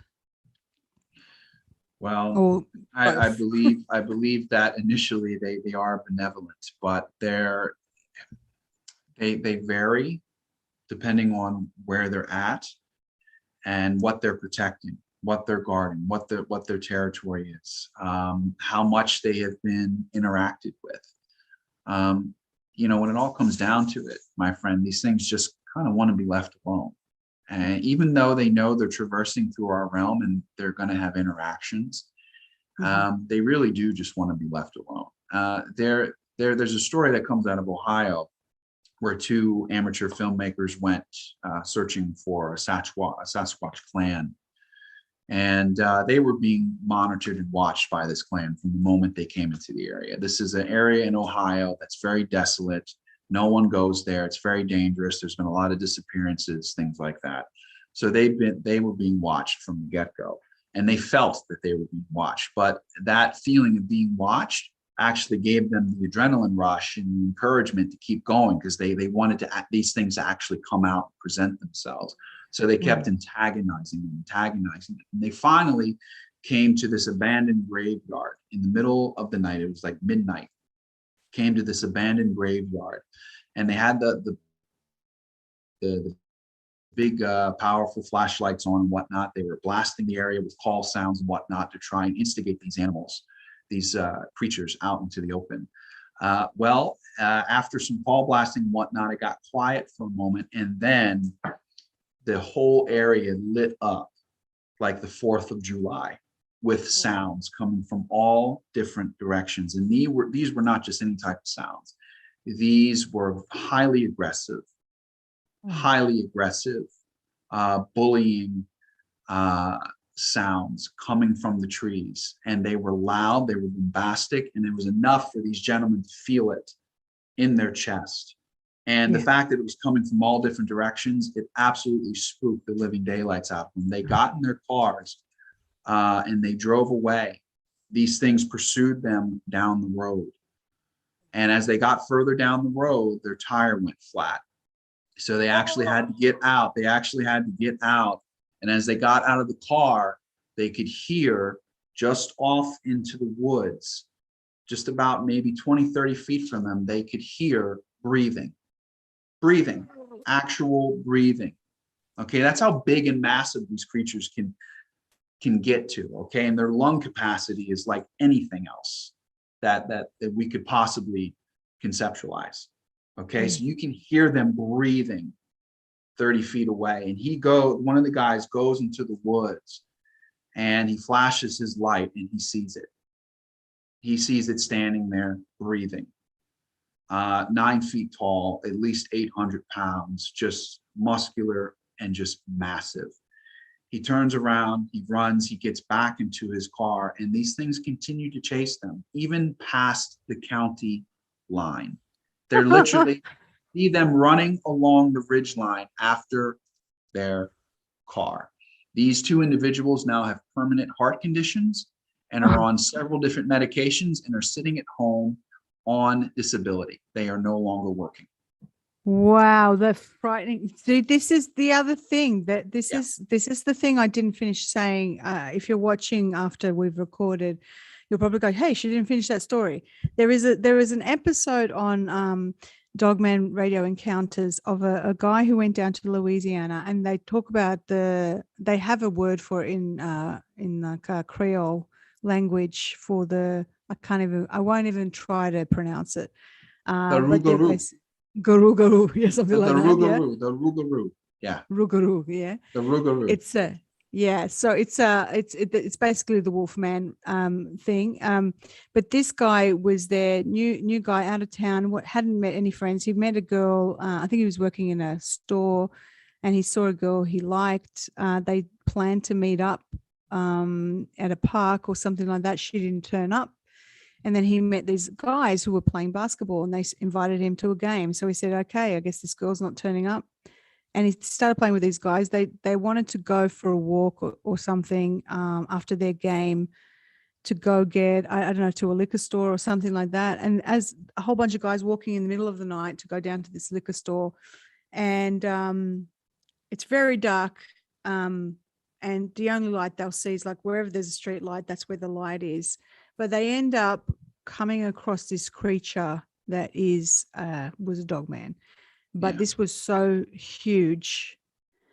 It bounded, I can't remember the full story, but it basically was, they were trying to run from this thing because it was on the railway line. I think that's another thing that's quite common is these railway lines. You often encounter these creatures, you know, on these sorts of crossroads or whatever. But this creature bounded over and tried to scare them, and they were trying to run from them. And then one of their friends fell, and this creature was over the top of their friend, and they were freaking out. I think one of the guys had a gun. He pulled out a gun. This creature was like literally over the top of their friend. Their friend was in such shock from this, very close encounter to this Dogman. It ended up being a female, apparently. This guy describes it in detail, exactly what happened, what it looked like, etc. And he said that the young guy that fell on the floor, his hair went white, like white, and he was in such shock that he couldn't talk. Like he wet himself or something like that. He made a mess of himself. He couldn't talk. He was in such shock. They did finally get out of there and away from that creature, because what happened was behind I think it was just an empty plot or something like that behind them. They saw or heard a sound, almost like military. They saw these like night vision kind of things. And this is back in the 80s. He said that they saw some night vision things and they heard a sound, and then the creature sort of like stopped and turned and then went in the direction of that sound. So they believe that this might, from the conclusions of this particular story, they believe that it might have had something to do with military or was being used somehow. But this guy, because this story was so unbelievable, they ended up finding this guy tracked down the old friend from the 80s. Well, he wasn't a friend, he was a stranger really, and found out the story of what happened to this man. This man he was only a young guy who fell, and his hair went white. He had a girlfriend who was pregnant, and she'd had the baby. This guy had grown up. He was in his 20s. He contacted the guy who told the story, and he said, "I think you're talking about my father." Apparently, he was never the same again. This guy who was terrorized by this Dogman. He had a full head of white hair. He was couldn't work, couldn't talk. And was basically useless. I don't know the full story, but if you could go and look it up, it's on Dogman Encounters Radio, and it was pretty shocking when you hear this story about. And the detail in which this guy tells it, there is no doubt in my mind. This is not made up. When you talk about this to people think, "Oh yeah, you're just mistaken. No, that can't be true." No, there's so many testimonials about all of this. What is so? What other things can you talk about? Because we want to talk about other things too, right? But what else did you want to talk about with the cryptids? Anything else you want to add? Well, no, I think we've pretty much covered it. It is a life-changing experience when you encounter these things, either it's energetically or it's actually in the physical. I hope that no one has it in the physical. I feel the energy is more than enough. It was for me, and then the visualizations that I had were very brief, and that was more than enough. Yeah. We don't need to be looking for these things. We don't need to be searching for them. They most certainly aren't searching for us. Like I said, they're just passing on through. They're just trying to figure out their own existence, just as we are. So we should leave it very much alone. There's no need to purposefully go out and search for these things or to hunt them. I know that there's so many Bigfoot and Sasquatch groups out there that go out there with guns, and they want to catch one, because that's the scientific community needs proof, right? So they need a body in order to prove to the world that it's real, that it's an actual reality, that it's a physically existing creature within our reality. And I just don't feel there's any need for that. I understand the fascination and the need to observe and to understand what's going on out there, but to actually physically go seek it, you're out of your mind. You're absolutely, if you think you can go toe to toe with an interdimensional being, just on the fly, unprepared and with a gun, I don't care how big it is, I don't care how powerful it is, you're going to be sadly disappointed. But that just shows you what would happen if, let's say, there was disclosure and then these other interdimensional beings, the alien races and stuff came for. What would people do? They would get a gun and go, "We got to catch one, let's put it in a museum, that kind of thing." Well, this is why nothing's ever been fully disclosed. Yeah, you got all these alien autopsy videos and stuff, which a lot of them have been debunked, but a lot of, we're going by people's experiences. I can tell you of an experience I had with a Minotaur. Actually, and even recently I saw one in an astral journey. I was just like, what the hell is this about? But they're definitely 4D. I saw them in my very first video that I put out, which was a kind of accidental video. The very first video that went viral of me looking at the underground things in Australia to see what was underneath Melbourne. Mhm. And when I saw all those demons, people saying, oh, you were looking at 4D. Well, it was underground regardless. And one of the creatures I saw was a minotaur. But my own experience, I went down into a national park area here in the Blue Mountains near my old house. And I was just going for a walk. And there's something kind of paranormal about what happened to me. I was feeling a little bit, I think I'd had an attack the night before, that as in I had, I've had or received, especially in the early days, a lot of psychic attacks from covens and things like that. And I know that the night before I'd had something had attacked me, and I was trying to work it out, and I wasn't myself, right? And so I went down to go and sit with some trees. And as I was walking into the forest or bush, there was this butterfly sort of leading me in, right? So I'm walking along and I was looking at this butterfly, and it was hopping about and leading me into the forest. And then it stopped at this certain point. And I was like, oh, okay, bye-bye butterfly, and I wasn't thinking anything about it. I walked further and further into the forest, down into this sort of creek area. And there was this very scary feeling in there, and I didn't quite know what it was. And I think someone rang to try and check up on me to see if I was okay. She had a feel. I think it was one of my admins, Hemi or something like that. She wanted to know if I was all right. I said, I don't know what's going on, but I think I had an attack or something. She said, I had a feeling something bad was happening to you. Anyway, I was down there for a while, and I was like, this is a really creepy feeling. I got to get out of here. And as I was walking back up the slope, I swear to you, I felt and saw in my mind's eye behind me two huge creatures, sort of like bodyguards almost, or like bouncers, walking behind me and follow me out, almost like stalking me out of the bush. I could see it in my mind's eye. So if you're psychic and you're clairvoyant, you will see it and sense. There was no doubt about this. This was not my imagination. I felt the ominous presence, and I could see it in my mind's eye. But I could also see that I had a shield around me protecting me, and they couldn't go past this certain shield, but they were right on it, right? And they were minotaurs, no doubt in my mind. These were two minotaurs. And they were 4D. They were sort of like going in and out of vision. And they kind of stalked me out. And as I was like, fuck, I gotta get out of here. I was like trying to get out. I think my battery died or something. That's right, my battery died on my phone. And then I got locked out of the house or something. It was just this whole thing that happened. Yeah. And as I was walking out, I was like, fuck, I gotta get out of here. Then there was the butterfly waiting for me. And I was like, I get it now. The butterfly was like a guide or a protector saying, don't go any further than here. The butterfly came back and these disappeared. The things behind me disappeared like that. As soon as the butterfly came, and then the butterfly led me out, and I was like, holy fuck, what was that? So I had to sit down and meditate and just clear my energy and really ground myself and try and figure out what the hell that was and why they were there. What was the whole thing there? There was just something really ominous about that whole experience.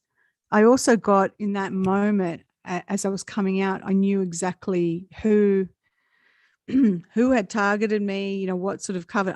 I just knew, and I felt like it was connected to the coven. I was connected. All of these things manifest. They can summon these creatures from other dimensions to come in and do things, or to terrorize, or to give you nightmares, etc. It was a pretty creepy experience. And then the other night I did, I guess you would call it an astral journey. And I saw a portal, not necessarily here, but it was where I was looking into.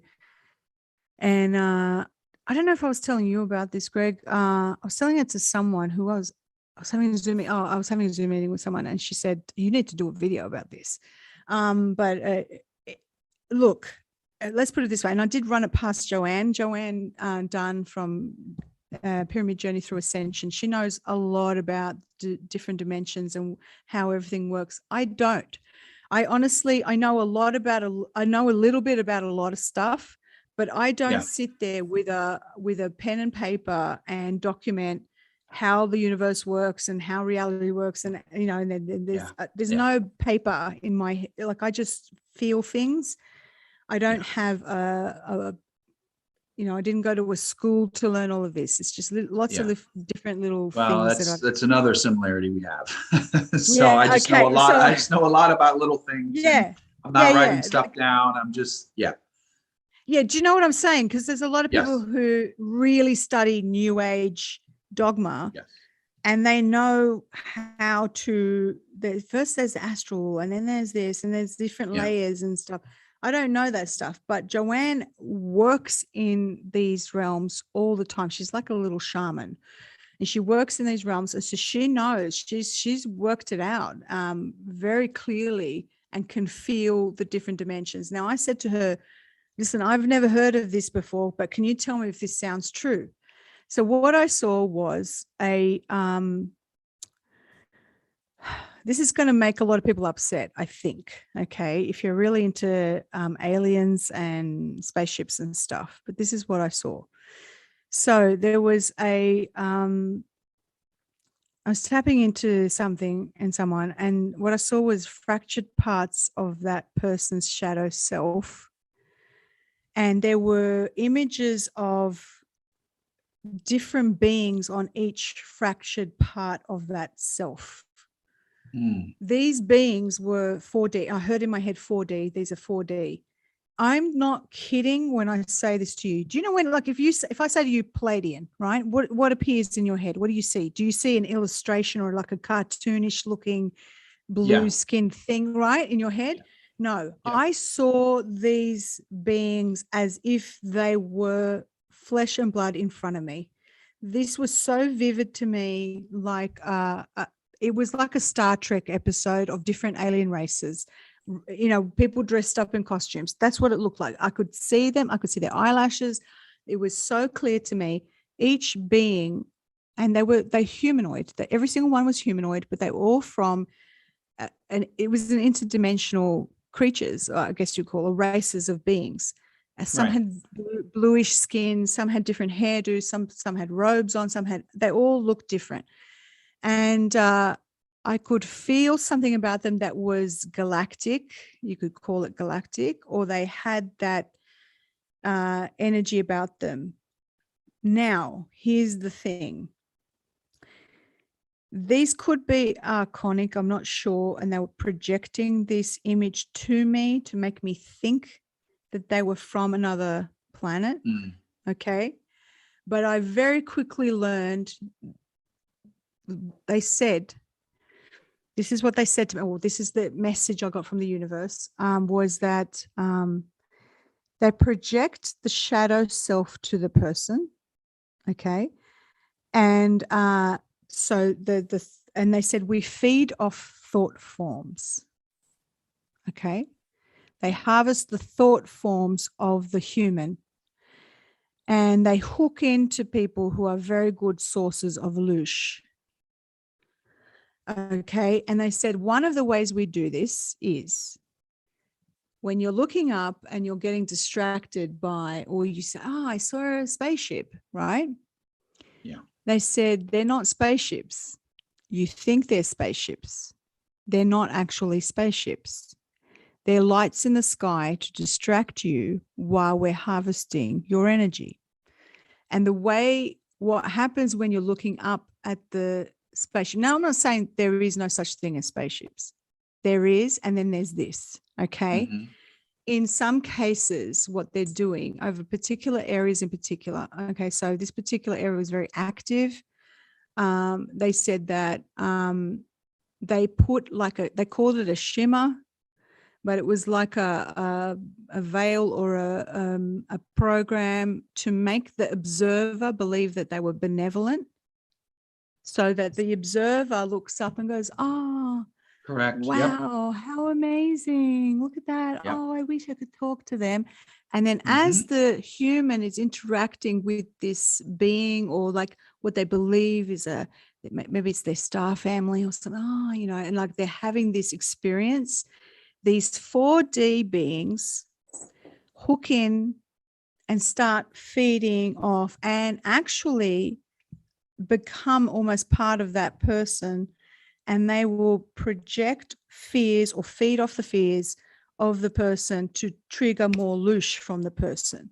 So they will become part of the shadow self, okay? And they will actually, so then this person starts thinking, I'm talking to this alien. I've got a friend, and oh, my spirit guide's a Pleiadian. You know, they'll start to think that it's their spirit guides. They will start to think, and so these sound like, these might be even archons, right? But they definitely showed themselves as real sort of alien type race creatures. One I saw was very like blue skin, almost like Mystique, you know, that X-Men, blue skin, very vivid red hair, and she looked beautiful, you know, and I was like, what is this? What am I looking at here? There was all these sorts of things. So this is the trickery that's going on, and they're hooking into people. And then they said that in this particular area, there was so much activity, and they found that particular area was very high in loosh. And this is why they were doing this activity, because they were feeding off that particular town or area. There was a lot of oppressed kind of people, or they were feeling there was a lot of substance abuse in that area. There was a lot of suicides and things like that. But this was going on because there was a good source of loosh in that particular area, and there was a lot of activity. Okay, so I asked Joanne and I said, have you ever heard of anything like this? Is this true? Could this be true? She said, well, that's interesting because yes, 4D, they feed off, these creatures do feed off the thought forms. And I said, well, I've never heard of that. And I said, but that's the message. She said, that's true. They feed off the thought forms. So this is why I, I was a bit hesitant to say this, because a lot of people who are really into alien races and they really identify with this. Oh, no, I'm an expert on Pleiadians and I talk to them all the time. This is why I keep saying to you, stop reaching for things outside of yourself. Stop talking to creatures outside of yourself. Stop stop giving your power away to this higher dimensional being that you talk to. Okay. You really, really need to start to understand that we're dealing with very, very manipulative things out there. Not everything's all love and light. And sometimes you'll have some shape-shifting beings, and sometimes you'll have some archonic entities. And here's another thing I want to say. Stop going to freaking bloody every man and his dog's stupid person that's saying, and listen, I was one of these people, right? So I was an artist. I mean, I am an artist. But I was doing spirit guide portraits for a long time. I came up with the idea back in 2007 or 2008. I think it was 2007. And I started doing spirit guide portraits, right? And I stopped because I was like, what am I doing? I'm drawing a higher dimensional being for this person when this higher dimensional being doesn't have a body. You know, I'm seeing an energy. So what is being projected to me, and how, and often it was a being that was just showing me what they were in a past life. So they don't actually have that physical body. Okay. They don't have the physical body anymore. So what am I drawing? I'm drawing a moment in time of that particular being, or an incarnation of that particular being. And then how do I know who I'm tapping into? How do I know that I'm not tapping into an archonic entity? So I stopped doing all of this. So this is my thing to all of you, my advice to all of you. Buyer beware. You cannot, just because somebody does the whole love and light thing, just because somebody does the whole new age talk, or they sound like they're connected to the Galactic Federation, okay? And I'm not saying it's not real. I'm just saying be careful, because there's a lot of you who put your faith in these people who say they're experts on Galactic Federation and whatever. How do you know? How do you know it's not a fucking psyop? How do you know that it's not something like the blue chicken cult of what were they called? The blue, those bluebird beings that Corey Good talked about. Oh, How do you yeah. know that's, yeah, Yeah. okay. Maybe that was made up. Maybe that was a psyop. Maybe somebody told him. Maybe somebody MK Ultra'd him and made him say this to the public, and then he thought it was real. And then he went and shared it, and everyone goes, "Oh yeah, I saw them too." Do you not understand how this works? You don't need to know what fucking alien race you came from. You are part of source. What else do you need to know? I mean, the creepy thing was in my dowsing session the other day, it said you are from Venus, and I was like, here we go. I don't need everybody to know this star family. You don't need to. Why do you need to know your star family? Why do you need to know? You are eternal. That's part of the matrix. This is what I'm trying to say. What I'm trying to say is it's all fun to know like your Palladian or Arcturian or an Andromedan, or you would identify with these different types of things, right? But the bottom line is that your soul is eternal. You are from source.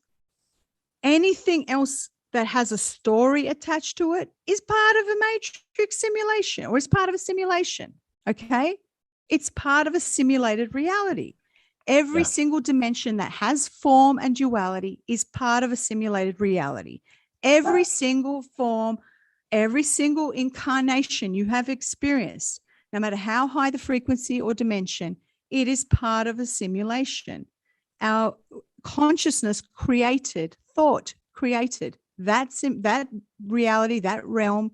It doesn't matter what frequency it's at. It doesn't matter if it's a third dimension or if it's 24th dimension. It doesn't matter. It is part of a simulated thought form reality. Okay. You are more than that. It doesn't fucking matter if I'm a star child. It doesn't matter. Okay. None of that matters. So people who go and hire these healers, all right, you don't know what's attached to that healer. You don't know. So when I talk about someone, a healer, I've fucking vetted that person. Okay. I have vetted that person, because I'm going to tell you, I got fooled by quite a few of them. Right. And I end up finding out, I'm like, oh, I'm not going near that person again. Okay. And anyone who goes around saying, if you just beware, anyone who talks about their powers and how they're connected to something and that they're sort of higher than you, and so that they're the intermediary to tell you this thing about you, you don't know what they did just before they were about to do your reading. Were they smoking a cigarette and having a wine? Did they clear their energy? What's attached to them? Are they going through something really dark and you don't know, and they've got something attached to them, and then that thing is going to feed off your thought forms when it convinces you of something? Jesus, can somebody in the chat get rid of Jesus? There's this, like, is there any moderators in the chat at all? At all? Sorry, there's a spam bot. Well, thing. everything that you just said. Do you agree with? No, you've hit the nail on the head. You've absolutely hit the nail on the head. And this is another massive similarity between myself and you, my friend. And this is something that this is a point and an aspect of my counseling, of my teaching, of my healing. And the point that myself, Robin, and Leah have driven home to our clients from day one, and that the point that I have driven from day one as well. Now, look, I participated in the intel and all that stuff. I observed everything. I looked at everything. All right. I painted my picture with a broad brush. I gave everything a fair shake. I looked at the GFL stuff. I looked at all this alien stuff. I have a level of awareness with the cryptids and whatnot. I've done it all. All right. I've divulged into everything. But the biggest conclusion and the only conclusion that I came to, and I'm going to say this as powerfully and as honestly and as raw as I can to this audience and to everyone that's listening, there is no one coming to save you. No one. No one to save you. Not aliens, not Trump, not any elites, not politicians, not some new form of government, not some new financial system, no ships, no nothing, no Jesus. It is you and you alone are saving yourself. You are creating and manifesting the world that you choose to be a part of. Okay. And we are manifesting we are constantly. manifesting and creating this, and you are not here to give your power. There is nothing outside of you that is more powerful than you.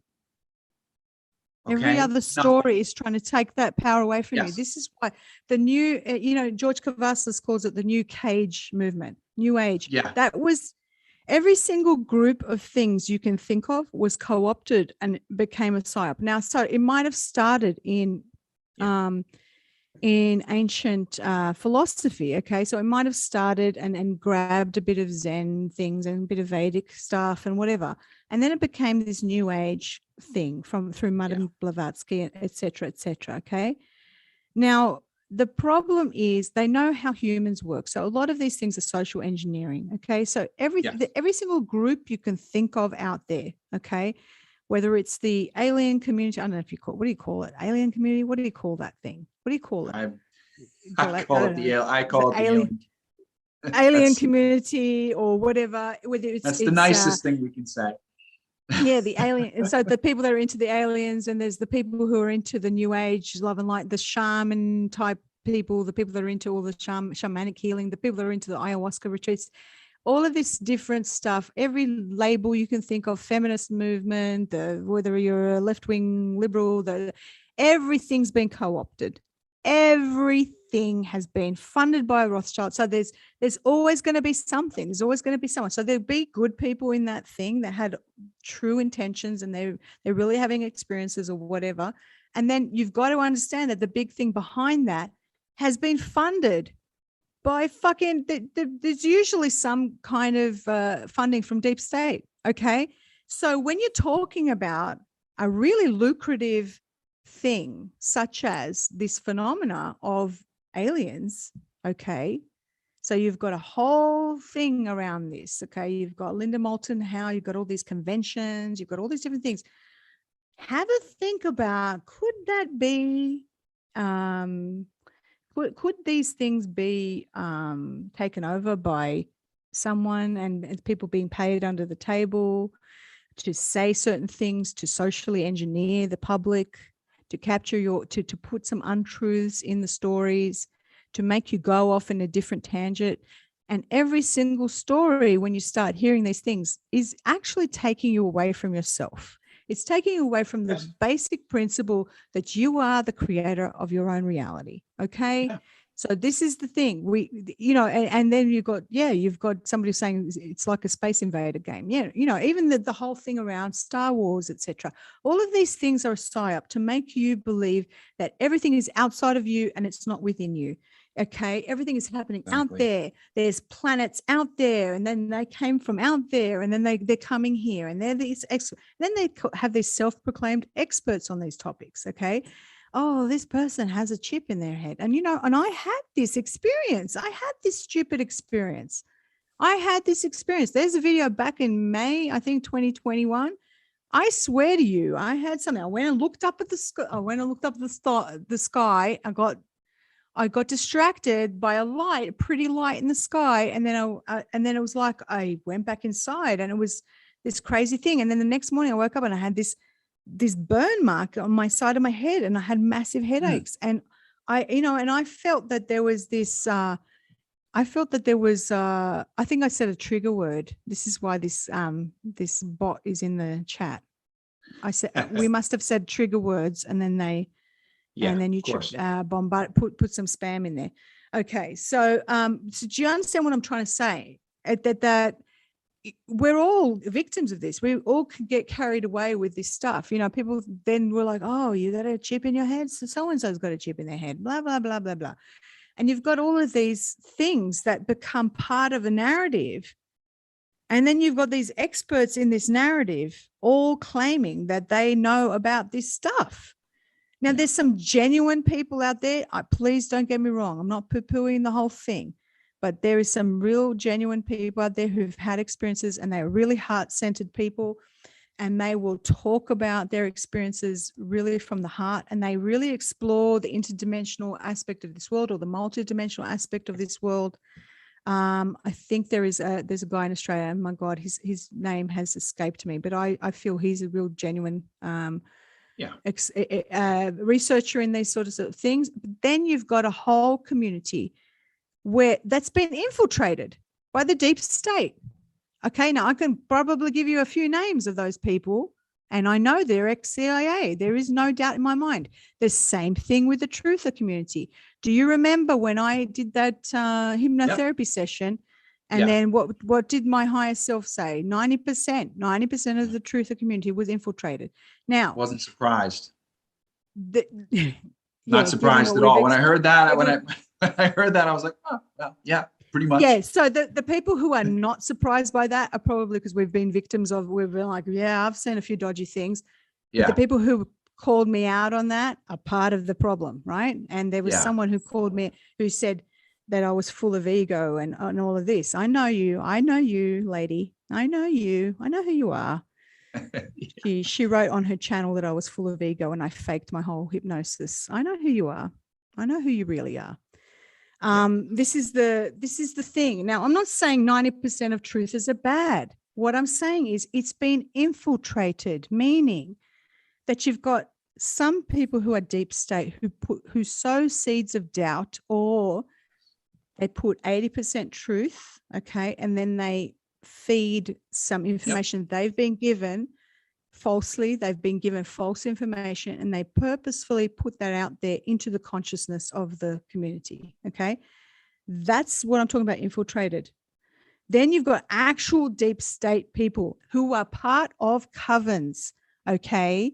Covens. Yes, some of your favorites, okay? Some of your real favorites. I know the story behind them, okay? I know who they are. And you have to understand how this works. If you're talking about a whole heap of people who are full of light, and these are very special human beings who are the audience members, who have their whole imagination captured by these people in social media, or these people with channels, etc., and they're giving their energy to this, the people they're watching. Do you not think that the dark might infiltrate that particular community to not only control the narrative, but to also feed off your energy? Do you not think that? Maybe.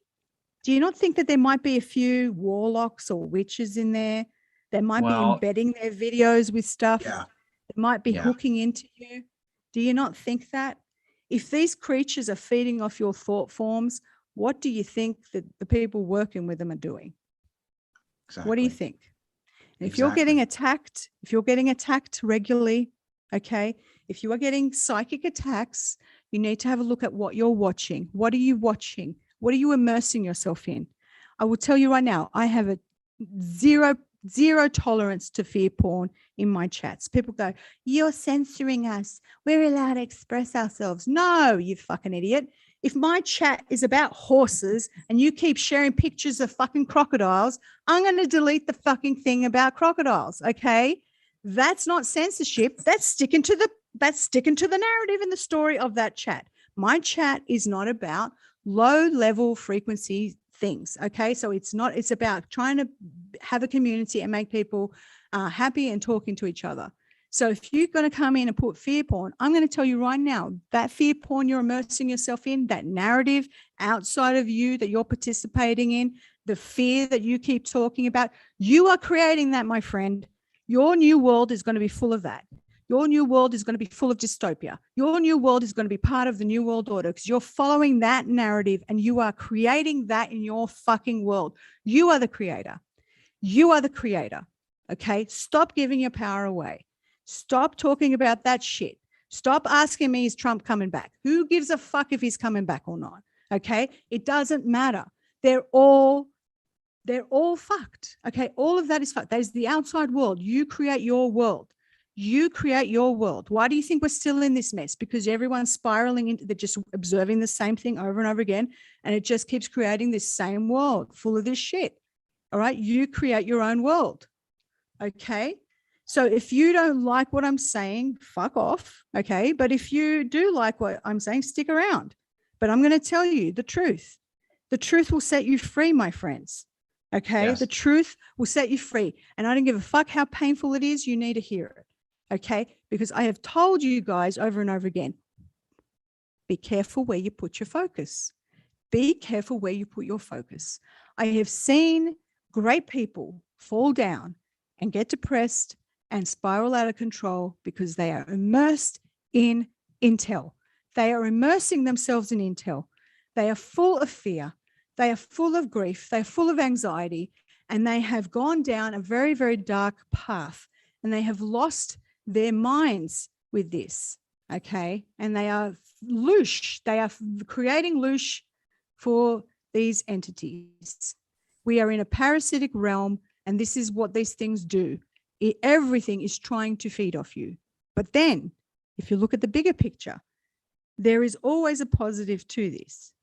Because even with the dark, and you will know this, Greg, Yes. even with every dark thing that happens to you as a thing that is trying to get to you, a duality that is trying to be the contrast to you, from that comes good if you can get yourself out of that, if you can actually see what's really going on. So even in Yes. the deepest adverse situations, from that, what is the lesson that you are learning? It is everything. The whole lesson comes down to you are part of God. You are whole already. You are source. You are a creator. It's always trying to show you that. Does everybody understand this? This takes me to this topic that we wanted to talk about the twin flames and the twin flame journey. Yes. Okay. Because the twin flame journey is essentially the journey of the soul. Does anybody know about this? And Greg, you are in a relationship, you're in a twin flame relationship. And I just wanted to lay this out. Here's another thing that's been psyoped and taken over by the New Age movement. And everybody jumps on the bandwagon. There's some people who are innocent trying to help people. And then there's some who will totally corrupt a story or an ancient understanding of souls and our reality and about the soul journey. And they will turn it into this other thing. And it's this buzzword now. And everybody thinks they got a twin flame. And it just doesn't work like that. Okay. So let me explain to everybody about the twin flame journey. Basically, what is a twin flame? A twin flame is basically one soul. Okay. So it's a soul that has incarnated into two bodies, and they're living in the same timeline, basically, right? That's essentially it, right? It's not two halves of one soul. Now, we might say it's two halves because we talk about the divine masculine and divine feminine. One will usually show aspects of the divine masculine, and it doesn't have to be the man in the relationship, and it doesn't have to be, it can be same sex. And it can be that the divine masculine is expressed by the female in that relationship. And then you've got the divine feminine, and the divine feminine expresses certain things in that relationship. But it's one soul. It's one soul. So they are already one. They are already one. And this is the journey of the inner world and the outer world, really. And we'll talk more about it, and you can tell me what you think about it. I think there's a piece of paper on the other side of the room that I have to get, and then I'll let you talk. But the twin flames is not a romantic thing. If you're in a twin flame relationship, let me tell you, my friends, you want to rip your skin off your body and rip your hair out of your head sometimes, because it's the most torturous fucking thing you've ever been in your life until you come together. It is a fucking, I want to rip my skin out of off my face. It is such a harrowing journey, because what it is it's a return to yourself, basically. That's what the journey is. So not everybody has a twin flame. Do you agree with me, Greg? No, yeah, absolutely. No. Again, you were speaking about the misconceptions and perversion. There's soulmate. Yeah, there's soulmates. Yeah, and there's so much of it out there, and there's so many individuals that, they think they got it. They think they have the answer. They think they know, and it's just another perversion. So it's very, very important to really get down to the absolute brass tacks when it's discussing twin flames, because I myself, when going along the spiritual journey, I heard so many, upon my awakening, I heard so many different tall tales, descriptions, and fantastical stories about twin flames. Okay, so which is why I chose not to, I observed them, but I chose not to absorb any of those stories, any of those tales, any of those descriptions. And I decided to essentially, if that was going to happen to me, I said to myself at a soul level, then I will experience it for myself. And then once I experience it for myself, then I will have my truth and my description of what that is for me. Because every individual, every soul, and a lot of twin flame connections, they come about differently. They manifest differently. Mine certainly has. If myself and Floyd met just even 6 months before the actual timeline took place, it would have been a completely different ballgame. All right. And the reason why our relationship, our twin flame connection manifested in the way it did is because we did the work on ourselves. Did the work. First. We were split apart. We didn't even know the other existed for the longest period of time within this amnesia that we have when we come in here. We know now more about ourselves, that we were in past lives together. We were connected in past lives. We know who we truly are now. But beforehand, we were not even focused on a twin flame relationship. We were in karmic relationships. We were learning through karmic relationships. Yes. And it was through, very important point, it was through those karmic relationships and through the disappointment of those karmic relationships where we actually took the time, took steps back, and went into ourselves and worked on ourselves. And as those karmic relationships ended and fell apart, we continued to work on ourselves. I dedicate my entire existence to healing and evolving, JC. You know this. The ones closest to me know this. This is what I dedicate myself to, is healing and evolving. And I have I dedicate this every single day. And when you make that commitment, when you pronounce that to the universe, I'm telling you, the work takes place. It happens. The healing happens. The integration happens, and the doors open for you. And what I came to a conclusion. I was out walking in nature, and I believe I was texting you at the moment, and I had a download, and my karmic relationship had ended. That's right. I remember. You know, my karmic relationship, it was done. It was over with, and I was still living with that individual. And I was out walking, and I was messaging you, and it came to me, and I said, "Look, I am happy and content and grateful and blessed to be alone, however long that may be.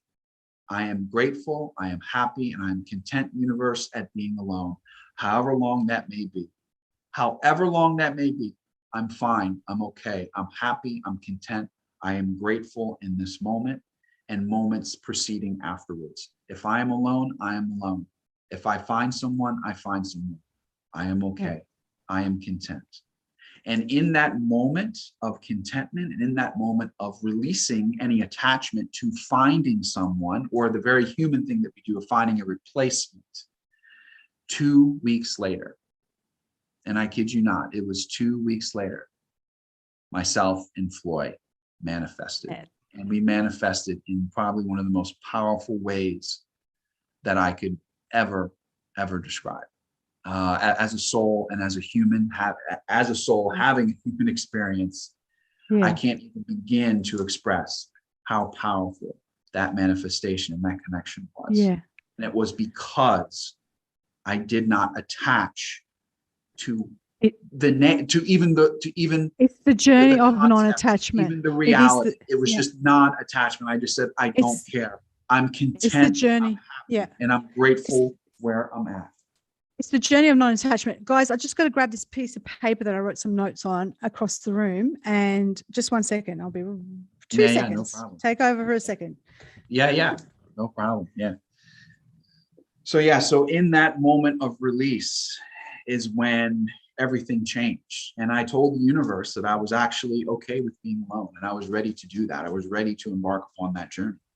But it's amazing when we have that moment of non-attachment and release, the universe surprises us. JC knows this. I know this. It's the universe actually pivoting. It's we're pivoting and we're saying, okay, we're happy this way. And then the universe goes, oh, wait a minute. I got a surprise for you. Your soul contract is so much bigger than you realize. Now I'm going to pivot for you because you just came halfway. So now I'm going to meet you halfway. And when you and the universe meet halfway, explosion, sparks. I'm just gonna do a little bit of housekeeping in the thing. Okay, so there's people asking what are twin flames, but there's also people. Look, if you miss something that we said and you're like, what did he say? It's like you're watching like a movie and you're like, hey, what just happened? What just happened? Who killed who? Hang on, I lost something. I just looked at my popcorn for a minute and I lost something. You know, there's a rewind. Your button. fault for going to the bathroom. It's your fault for going to the bathroom. Your fault. You know, listen, guys. Use your little mouse or whatever you got, your finger, and move the video back a little bit, listen again, and then come back to us, okay? If you've missed something, don't sit there and go, what happened? What's going on? Okay, well, so let me explain. Thank God the new Batman movie moved as slow as it did because Foy had to go to the bathroom. She didn't miss anything because it was just so slow. Yeah, those kind of movies. Yeah, I know. All right, so let me explain to you all. Now, listen, there is seriously Harms. If you're in the chat, you are in the chat. Harms introduced me because she's in a twin flame. She's got a twin flame. I do too. Yep. And there are certain things there's a channel that she introduced me to. And when she first showed me this video, I was like, I don't want to hear this shit. This is not what I want to hear. Everything's going to be good. This is going to be good. And this guy, he's hilarious. His name's Kurt. And he said, he's got a channel called New World All-Star. Okay. It's like, what? New World All-Star. And he's an expert on twin flames. I'm telling you, because every other fucking video I've seen on twin flames, I was like, what is this? Like, this doesn't make sense. Because they were talking about soulmates. And then they have this stupid story and narrative that this is what a twin flame is. And it's all wonderful. And, oh, you'll find. Now, listen, I've explained this in other videos before. Why do we talk about this? Because it is part of the ascension journey. The journey of the twin flame is part of the ascension journey, and I will explain. Okay, so you've got twin flames and then you've got everybody else. Okay, I'm not saying twin flames are more important than the rest of the society.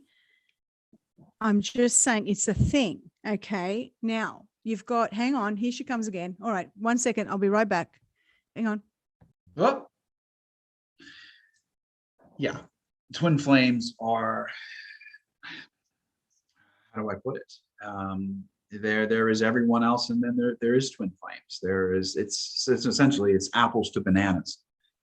It's incredibly, it's an experience like no other.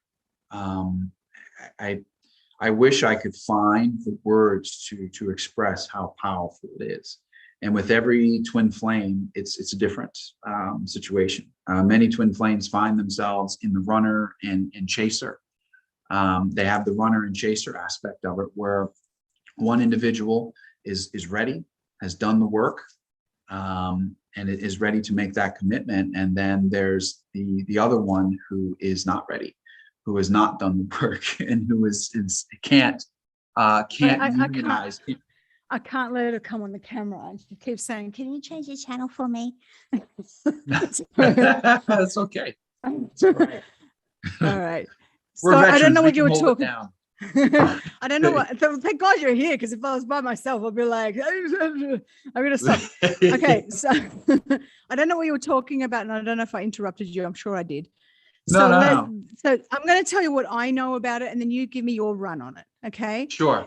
Great. So this guy, this channel, New World All-Star, if you think you're in a twin flame or you've met a twin flame, if you think you are in this, go to that channel, because he will dispel all the myths that all the other channels tell you about. And because I'm telling you, this is the only thing that resonated. I was like, aha, I get it. And I had a light bulb moment yesterday. And I went, I get it. I get this damn thing that I want to fucking kill myself with. Okay. So this is what happens. Okay. Some people believe there's a twin flame deception. Okay. And some people think that it's just a trap and there is no such thing. But this is the phenomena. And now if we're part of God and we're part of, you've got to believe in God to believe in this. Okay. Of source. Okay. There is source. And when we became souls that wanted to incarnate in physical form, I'm sure I'm not going to explain this correctly. There is some of these souls who could split because time doesn't exist. Everything can exist all at once. Okay. But in some lifetimes, a soul chooses to incarnate into two different bodies. Okay. And a lot of the time, the journey of the two humans with the one soul will have kind of simultaneous experiences. Okay. Now, when you meet someone and you go, yeah, you like ice cream, I like ice cream. You like red, I like red. Look, that's not necessarily a twin flame. Some people go, my dog's my twin flame or my dad's my twin flame. No, not going to happen, right? That's not a twin flame thing. You can have a soulmate. You can have a soulmate. Now, listen, if you don't have a twin flame, but you got a soulmate, I wish I was you. I wish I was you, okay? Because it is harrowing.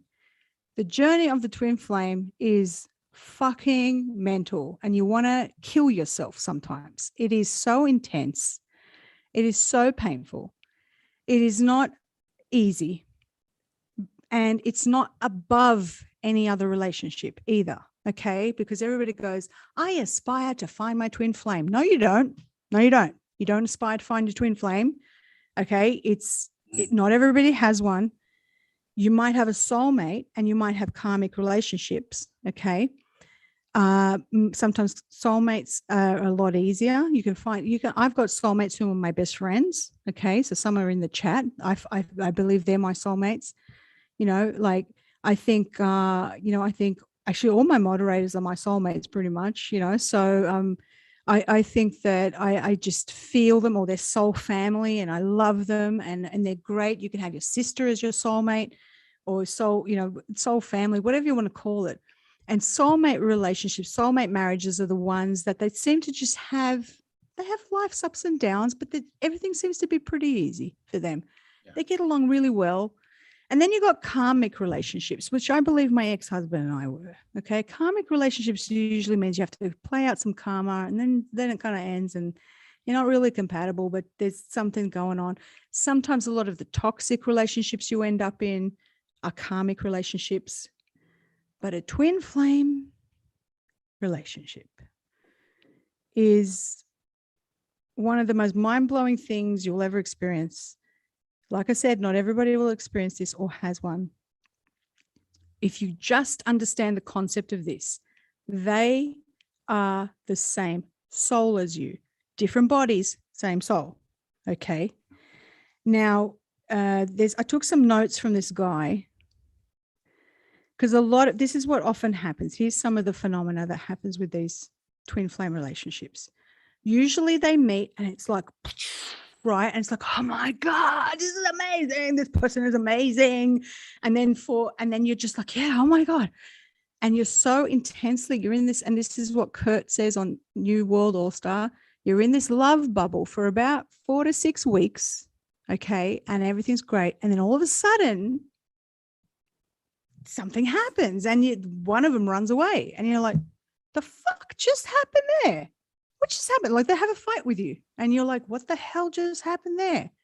Right. And you have this phenomenon. So there's divine feminine and divine masculine in this pair. Okay.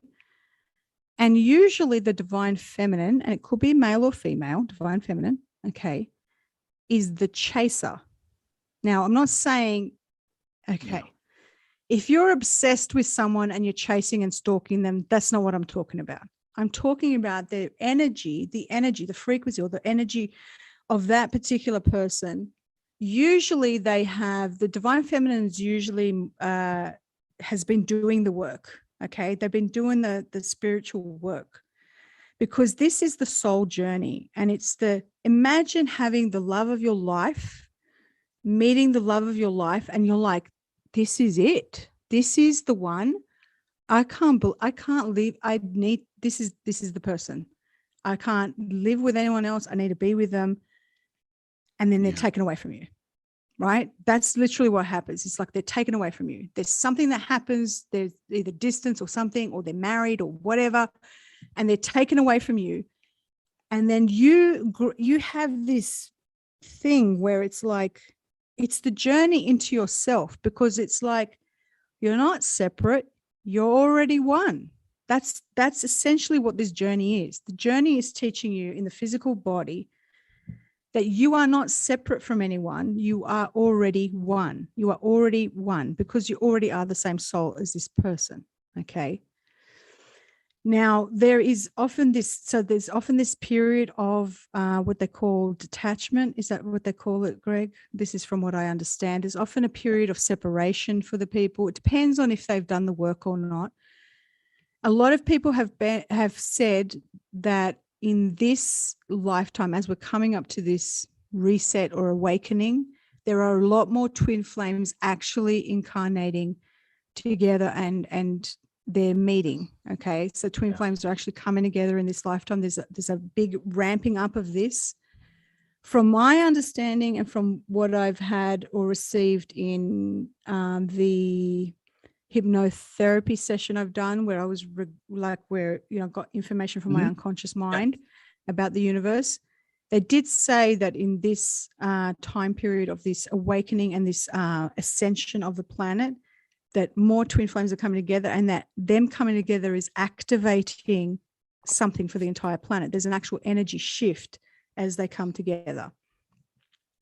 The other thing is, and when I say come together, I mean actually like completing something and physically coming together, like in union, whatever. Now, that's a paradox, because in the physical body, you might not be united, but you are already one, because you're the same soul. So you're already united. There's the paradox.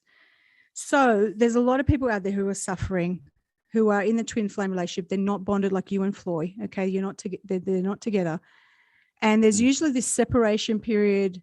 And there's usually a lot of, now this is different than a toxic relationship, because this sounds like what I'm about to describe to you sounds like a toxic relationship, and it's not a toxic relationship. It's the frequency, it's the energy of what's going on. It's about polarity and oneness. There's something going on here. So usually what happens, this is what this guy's worked out, is that, so the divine feminine, everything is great and hunky-dory. And then in these relationships, you'll often know you're in one because the other person triggers you. They trigger the fuck out of you to look at yourself, because they're your mirror. Okay. The counterpart is your mirror. Okay. So they will reflect stuff to you, lessons that you have to look at yourself and learn. And when you accomplish that thing, it comes up again. You might join again, and then it happens again. And you trigger each other, and it's like, for fuck's sake, just get the fucking lesson. And then you get the lesson, and then somehow you keep getting attracted to each other. So there's this push and pull thing going on in this relationship constantly. Push, pull, push, pull, push, pull.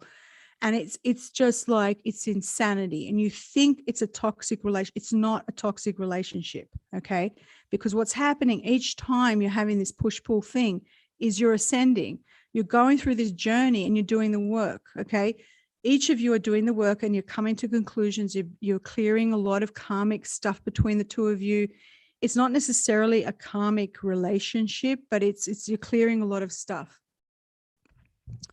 Then you've got the runner and the chaser phenomena, which I said. So the feminine is usually the chaser, according to this guy, Kurt, and the masculine is the runner. Okay. They're like, they will ghost you. They won't take your messages. They'll block you. And then they just won't talk to you. And you think, what the fuck did I do? What did I do? Right.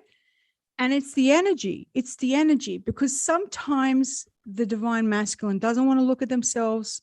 They're not ready. Okay, but this is the ascension journey. It's like two humans trying to pull the other one up to get through this ascension journey. They're giving and taking, and they're doing that. Now, a lot of people think, oh, it must be the most amazing sex in the world, and it's this and that. It is a powerful union of two wholes coming together, but knowing that they're already whole, if that makes sense. Yeah. So this guy is saying, if those of you, they're saying you are your twin flame beyond your physical body, right? So here's the thing. This is the paradox that a lot of people won't understand. So if those of you are feeling separate from your twin flame, or you're going through a really difficult time, you need to understand you already are your twin flame. Now, I'm not saying you as in me, JC, I love me, I'm going to marry me. No, that's not what I'm saying. I'm saying the mind, okay, the consciousness, the mind, the observer, and this is what Kurt always says. He says there's body, mind, soul. Body, mind, soul, okay? The body and the mind are duality. The soul is the singularity. Body, mind, soul. We are trying to return to the singularity. We're trying to remember that we are one. We are already whole, okay? So when we are going, oh, we're not together, that's all mind stuff, right? All the fears, all the doubts you have, all the, why won't he call me? Why won't she take my calls? Why did she do that to me? You know, that kind of, that's all mind stuff, right? Because you are already your twin flame. You are already whole. You are already united. On the other side, you're there. You are one. You are one. You are already one. You have to remember that the soul is what you are. This physical body is just a projection from thought forms. That's it. I'm not me. I'm not my hair. I'm not my personality. That's duality. I am my soul. Okay. Your twin flame is you. Everybody else is just everybody else. You already are your twin flame. This is some other thing. So if that makes sense, if you can comprehend this, your twin flame is you. You are them, they are you. They're just living. It's like he says this, it's like going in a time machine and meeting yourself from another lifetime, but they happen to be in this lifetime with you.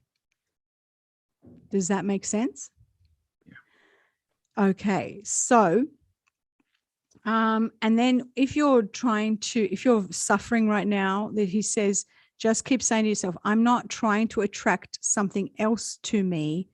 I'm trying to attract me to me, if that makes sense. So there's a lot of these are paradoxes. So why is this a big deal? Because this is the journey to non-attachment. This is about, when everybody goes to me, what's the latest intel? And I keep saying, stop focusing on the intel. We're already there. We're already at 5D. When are we going to get there? When are we going to get to 5D? We're already there. It's already manifested. This is the same thing, but in a physical body with two people. Law of attraction does not work with twin flames. Or when I say law of attraction to obtain one another in their lives, like visualization of going, I'll just visualize him coming to me and everything's going to be okay. It doesn't work. Okay. Yeah. Because visualization is thought. Thought is duality.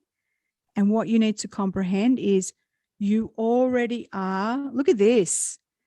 Hey, you piece of shit. There is a spammer in the thing. Right.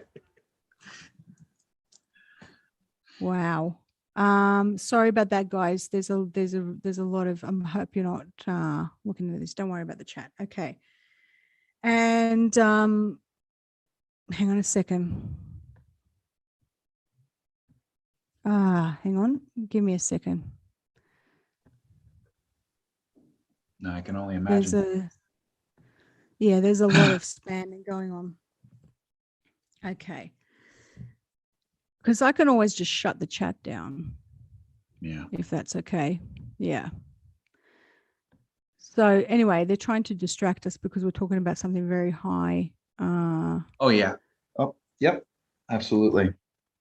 All right. It's always when we get to those key points, those golden nuggets is when they jump in Mhm. because they don't want us All to make right. our. No, they don't. So what So, I'm going to say to you is, yeah, there's just saying, just keep going. Okay, guys, I hope that all you moderators that can take care of this. Look, there's like spammers in the chat all the time. Okay, so I'm just going to talk about. So this is basically the journey. So it's a very Zen sort of thing. That's what I'm trying to say. Is that it's making you practice non-attachment. Okay, it's making you practice. It's making you practice that you are already whole, that you are already complete in yourself. That's what it's doing.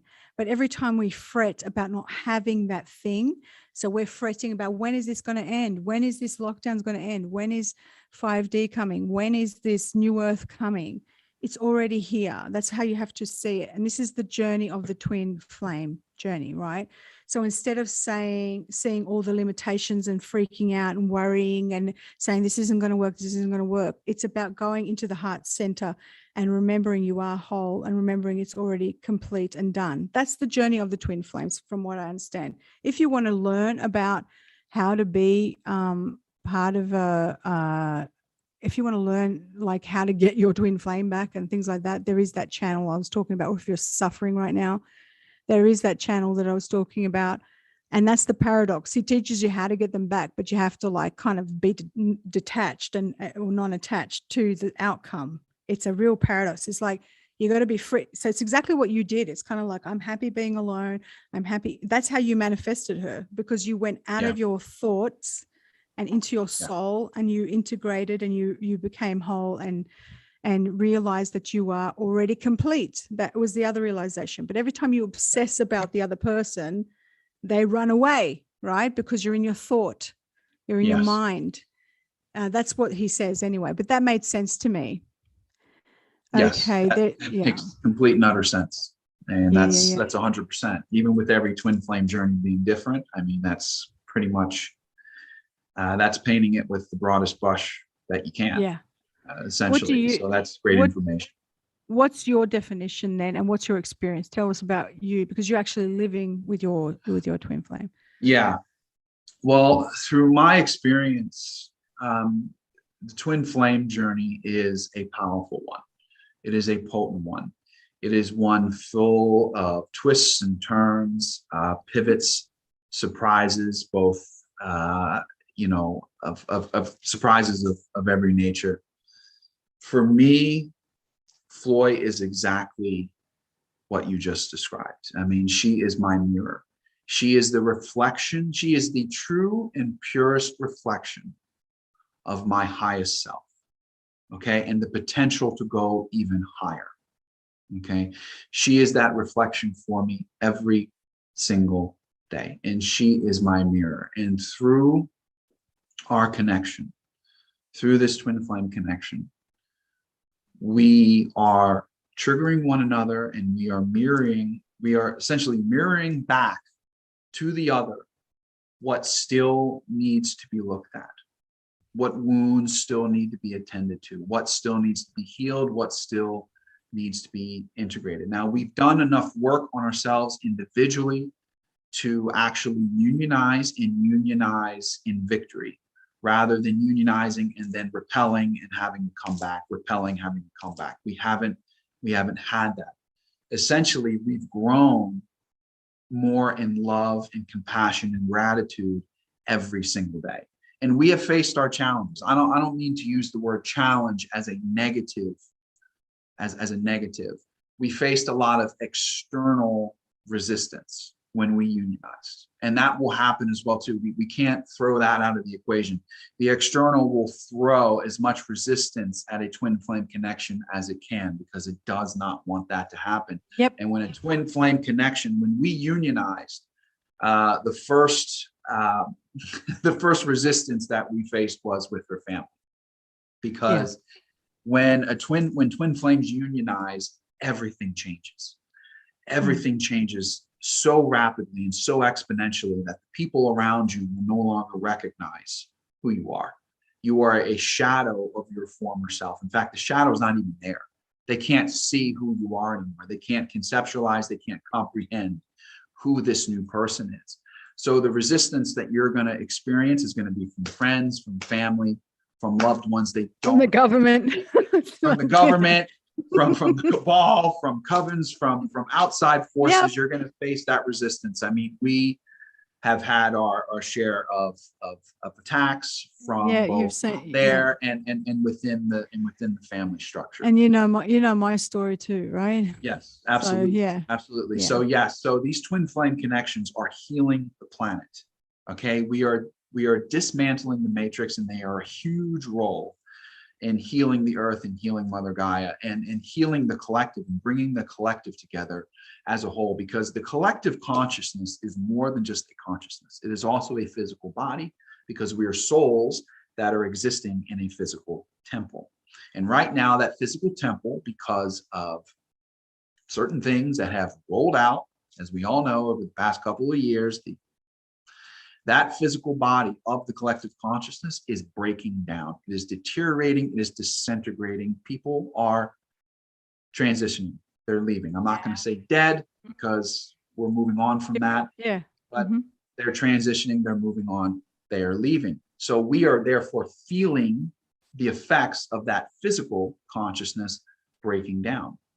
That frequency that's now coming from that deteriorating consciousness, we are now feeling.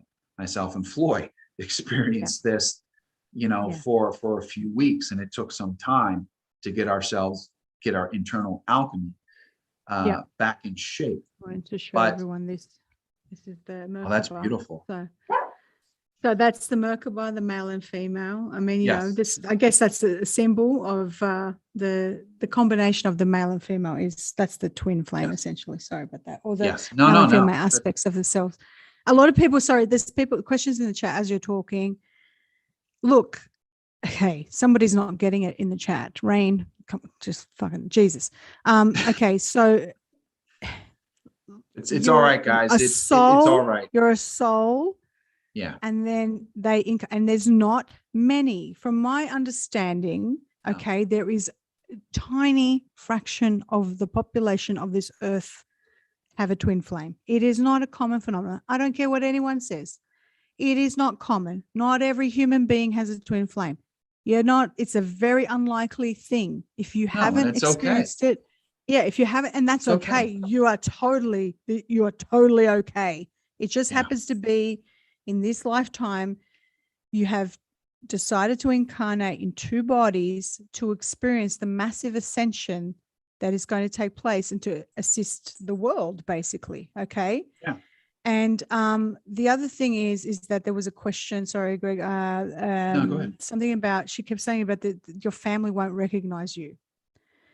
No, what did you say about that? It becomes so much that when you do unionize, that they actually don't recognize. Because the way I see it and the way I've seen it, and I still know in my heart this will happen, that when the union occurs, everything becomes balanced. It's like a balance, right? Yes. When you stop repelling each other, there is a balance, and everything makes sense. It's like it just fits and it makes sense. And then everything balances because you've done the work to get to that stage. Well, right? what I'm speaking to is the growth and expansion and change that you went through to get to that unionization. All right, to get to coming together in harmony. That's the change that I'm speaking of. And then as you come together, you're still going to evolve. It's not me and Floyd got together. Yeah. You don't just stop. Our work is done. No, you don't just stop. In fact, when we came together, the work began immediately. The changes and the growth began immediately. Yeah. Because of that resistance, we essentially were pressurized into becoming this. The crystal. Crystalline. Okay. Yep. Immediately.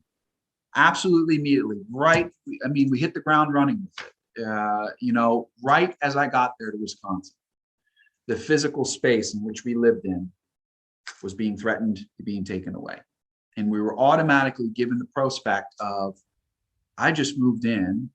We're here to create this new space together. Holy shit, it may be gone. we may not be able to stay here.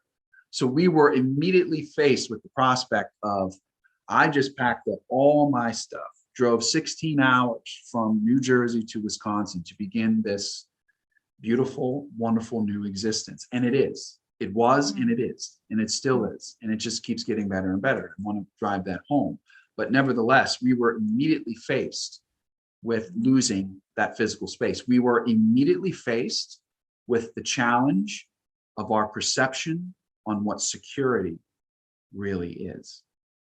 Wow. Because yeah. we all attach to the physical things, right? A home. And it's the soul journey. A bank account, you know. The physical is the duality, and that's why you went through that lesson, right? So why does everyone keep saying love, hang on, Snoopy? What's hang on, Snoopy? I don't know. Understand what's going on. Okay. So so here's the other question. People are still not getting it. Okay. You don't, it's not your other half. It's not your other half. You are whole already. It's not your other half. It just happens to be two physical bodies in the 3D, one soul. The soul split. It's not a half. It can be, actually it didn't even split. How do I put this? The soul is everything. The soul is one. Okay. Yeah. And it's two things at the same time in the physical, because the mind or thought or consciousness that's creating the physical sees duality. Yeah. Does that make sense? Yes. You're not looking for your other half. And anyone who's going, I'm going to go find my twin flame. It doesn't work like that. Okay. It doesn't work like that. The law of attraction does not work when you're trying to attract a twin flame. It doesn't work like that. It's not law of attraction. It's soul work. It's going within. It's doing your life's calling, and then they appear. It's like that. And you can't even think that they're going to appear. You can't even, it's like a detachment. No, it was a complete surprise. It's allowing the universe to surprise you. It truly is, because I was ready and willing to be alone. And I was actually expecting that once I had that moment to be alone. And surprise, surprise, surprise. Like I said, I met the universe halfway. It met me halfway. And what it is, this is, just touching on that. Go ahead. And there's often that parallel thing going on, right? So, and just touching on that whole thing of, it's that, I remember when I was in the tiny home, I had that feeling of, I am whole. I am complete. I don't need anything. And there was that clarity. That clarity is the kind of clarity you get, that soul work. It's like, there is no time. I don't need to worry. I don't need to worry when it's going to happen. I don't need to, when you're in that space, that's usually number one, when they may appear in your life, or number two, if you're going through the period of separation, they come back into your life. Okay. Mm-hmm. So it's reaching that space. So it's almost like non-attachment to outcomes, non-attachment to material things, and a feeling of space and oneness in yourself is the journey. That's the journey of the souls. That's the whole point. Mm-hmm. Otherwise, it's just this constant or push, pull, running away, that kind of thing, disappearing, blocking people, all of that sort of stuff. Okay. So is it like a mirror or duplicate of the self? How do we explain this? There's people still not getting it. Well, okay. Floyd is my mirror. She will reflect back to me when we say mirror, so just let me explain. When we say mirror, they're not saying, it's not a physical phenomena. Okay. It's not like your opposites, and it's got nothing to do with that. It's one soul, two human beings, and in the work you're doing, just by being, you could talk, and then your twin gets triggered, and then mirror, because it's a mirror to you to look at yourself. That's what that is. All right. Sorry. Now talk, Greg. I'm sorry for interrupting. No, not at all. No, that's exactly what it is. And I'll throw an example out there and make it as easy as possible for you guys. But Floyd is a reflection back I'll to be me. right back. Yeah, go ahead. So easiest example I can give you is my anger. Okay, my anger. It has been a prominent aspect of my existence, and it has been an issue throughout my life.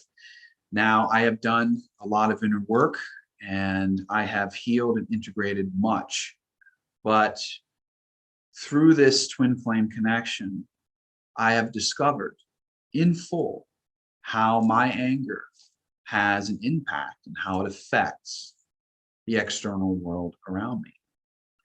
And that's including the world of Floyd. Twin flames are immersed in emotional connection, deep and profound emotional connection, and energetically as well. So when I feel something, Floyd also feels it.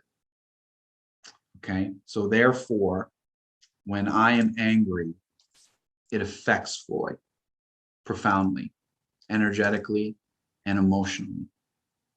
And therefore, through that reflection, I am able to see how my anger has an impact on the world around me. And therefore, I am able to see it, I am able to acknowledge it. And through her emotional reaction, through her being triggered by it, it triggers me into looking deeper into within myself and actually discovering where this anger is coming from, where it's rooted, and how to integrate it and heal that and how to release it.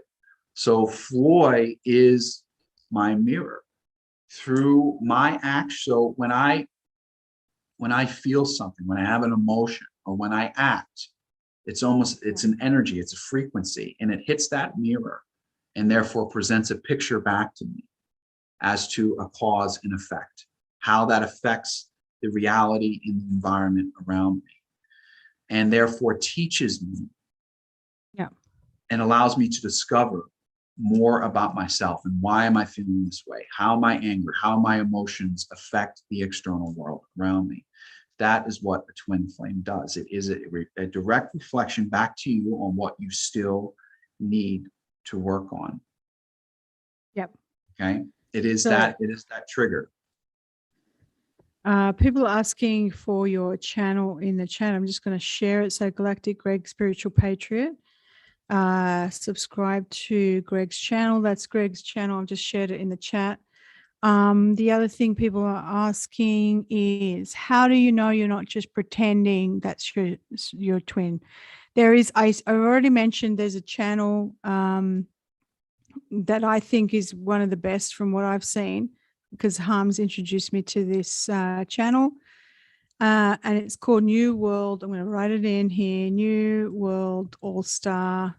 And he does, I think he's got a course, and he also, he does tarot readings as well, and they talk about that. But he has these little snippets, like free content, to explain, how do you know it's your twin flame and not your soulmate or a karmic relationship? There's ways. Okay, so if you want to know about that, we'll talk about that. But Greg, but basically what you're talking about is about the ascension journey. That's the ascension journey. I mean, I know that we're all, look, people could go, yeah, but we all trigger each other, and the people wearing the masks are triggering me, and blah blah blah.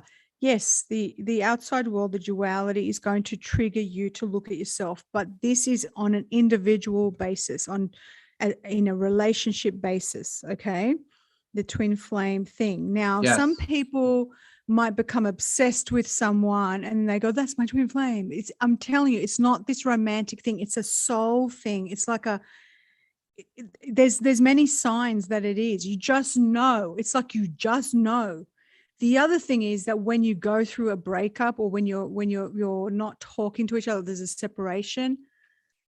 I don't think I've ever acted like this in my life with any relationship breakup ever in my life. I felt like I wanted to die. I felt like I was going to die. I felt like I was about to have a heart attack. I felt like I wanted to rip my hair out and punch my face, and just the screaming, like, and I'm hearing other stories, the same thing. And Harms can tell you the same story with her in her situation. You don't eat, you don't sleep, you feel like you're gonna die, you can't live without them, but you can be like, you want to die if they talk to you. It's like that. It's torture. It is torture, because it's the body wanting to be one, but you need to realize you already are one. That's the thing. Okay. It's a torturous thing. It's a really painful thing. I've heard from other people that I was talking to, they may still be in the chat, maybe they're not. But she was explaining to me about her story, and she's not with her twin flame. Okay. She's with somebody else, but she just said she wanted to like die. She went into deep depression. It was a horrible thing. But she said, but that was years ago, before she understood the spiritual aspect of it. So if you're a fairly spiritual person and you're going through this, you will probably not suffer as much, or you'll probably get it quicker. I mean, you still suffer because you're human, but yeah, it's all about that journey. It's about the journey of Zen sort of stuff. This guy talks a lot about the power of now. It's also about that. It's about learning to be in the moment and detaching and not waiting for outcomes, which is what you and I talk about all the time, right? Yeah. With your audience. Yeah. Yeah. Yeah. Not your child can't be your twin flame. Rain, why are you not getting this? I literally said, your dog, your parent, your kid. No, it doesn't work like that. No, that could be your soulmate, not your twin flame. And not everybody has a twin flame. And Rain, if you haven't experienced it, okay, and I'm not saying it's above anything. It's just different. It's a different experience. It's just in this life, some people have that experience, and that's their contract, that's what they're going to experience. It's not common. Okay. And it's not above anything. It's not this ideal relationship. It's none of that. It's a soul journey. It's a very important ascension thing that's happening to two people. That's what it is. You can't have more than one twin flame. That's another thing. You can't have more than one. It's just one twin. That's it. You wouldn't want more than one. You wouldn't want you wouldn't want more than one. You wouldn't. No, and I'm grateful and content for Floyd, for the one. That's fine. There's nothing else needed. So, and the only reason why we're talking about this, because it's a buzzword, and we don't look. I never even used to know. I knew nothing about it. I was like, yeah, I don't know if that's a real thing, right? Because there's so much shit out there. There's so much false information about that. But like everything, things get commandeered, and people, and I don't even like. Some people say I don't like using that word twin flame, because it's loaded. It's loaded with so much false information. Divine pair, divine partner, counterpart, whatever you want to call it. It is that particular thing. It's one soul, two bodies. Sometimes you'll look at the other person and you go, you're me. You're me. And I had that experience many times. It's just like, you're me. It's not even about just having things in common. It's not that. It's something else. It's a thing you can't explain and you can't get away from. And it's something you can't. Yeah, well, that is the truth. That is the truth. And listen, I'm expressing it and explaining it as explicitly as I can, as are you, JC. But and we're in it, and we still can't quite express it in the way that individuals can understand. And I myself did not understand what it was until I experienced it. You know, the only way to get experience is to, well, get experience. That's just how it works. It's not just going to fall on your lap. You're not just going to know. I have discovered so much more about myself, about the man that I am, about the soul that I am through this twin flame journey, through this ascension journey. So I'm expressing it and explaining it as detailed and explicitly as I can. But you don't really know until you live it, until it happens, until the magic and the mystery of the universe pivots in your favor. And when you meet it halfway and then it meets you halfway, that's when you begin to experience it. I mean, Floyd can't express it any more than I am as well. You know, when we express how much we care and love for one another, I wish that I could find a word that could actually firmly state how much I do love her and how much I do care for her and how much respect and compassion that our unified soul, our one soul holds for one another. I wish that I could find a word to express that. But unfortunately I can't. It's infinite, it's beyond. I know for a fact at a soul level that she is my twin flame. I don't pretend. I live my truth. You live your truth, JC. I know for a fact at a soul level that I have to be with her. I need to be with her. I desire to be with her. And it's not out of neediness. It's not out of attachment. It's not about that at all. She is me. And I've been spending my entire life looking for me. That's the answer. I have been looking for me my entire life, but because of this dense 3D existence, we get distracted and we find other colorful trinkets out there that we feel will serve us in that moment. And we find ourselves in these karmic relationships, sometimes horrendous karmic relationships. And that's okay, because we learn from those. I learned from my last karmic relationship that I was looking for me, and that nothing was more beautiful or more powerful than me. And that's what I see in Floyd. I see the highest aspect of myself, and she sees the highest aspect of herself. It's two higher selves that had made the commitment long ago and are now in this timeline and are unionizing, coming together to complete their work, to complete their mission. And JC, as you said, to return back to love, because that's what this is. It is a return to love. I now know through this twin flame connection what the crux of my mission is. And that is love. That is love. And Floyd has shown me that, and I have shown her that. And that is the twin flame connection. It is God's stark reminder to everyone, to all of his creation, that you come from love. Sorry if I'm crying. No, it's okay. I'm going through, you know what I'm going through right now. No, I know, my dear. I'm here for you. I told you I am here for you in any capacity. I'm here for you, my friend. I'm sorry, I love guys. you. No, it's okay. No, it's okay. It's okay.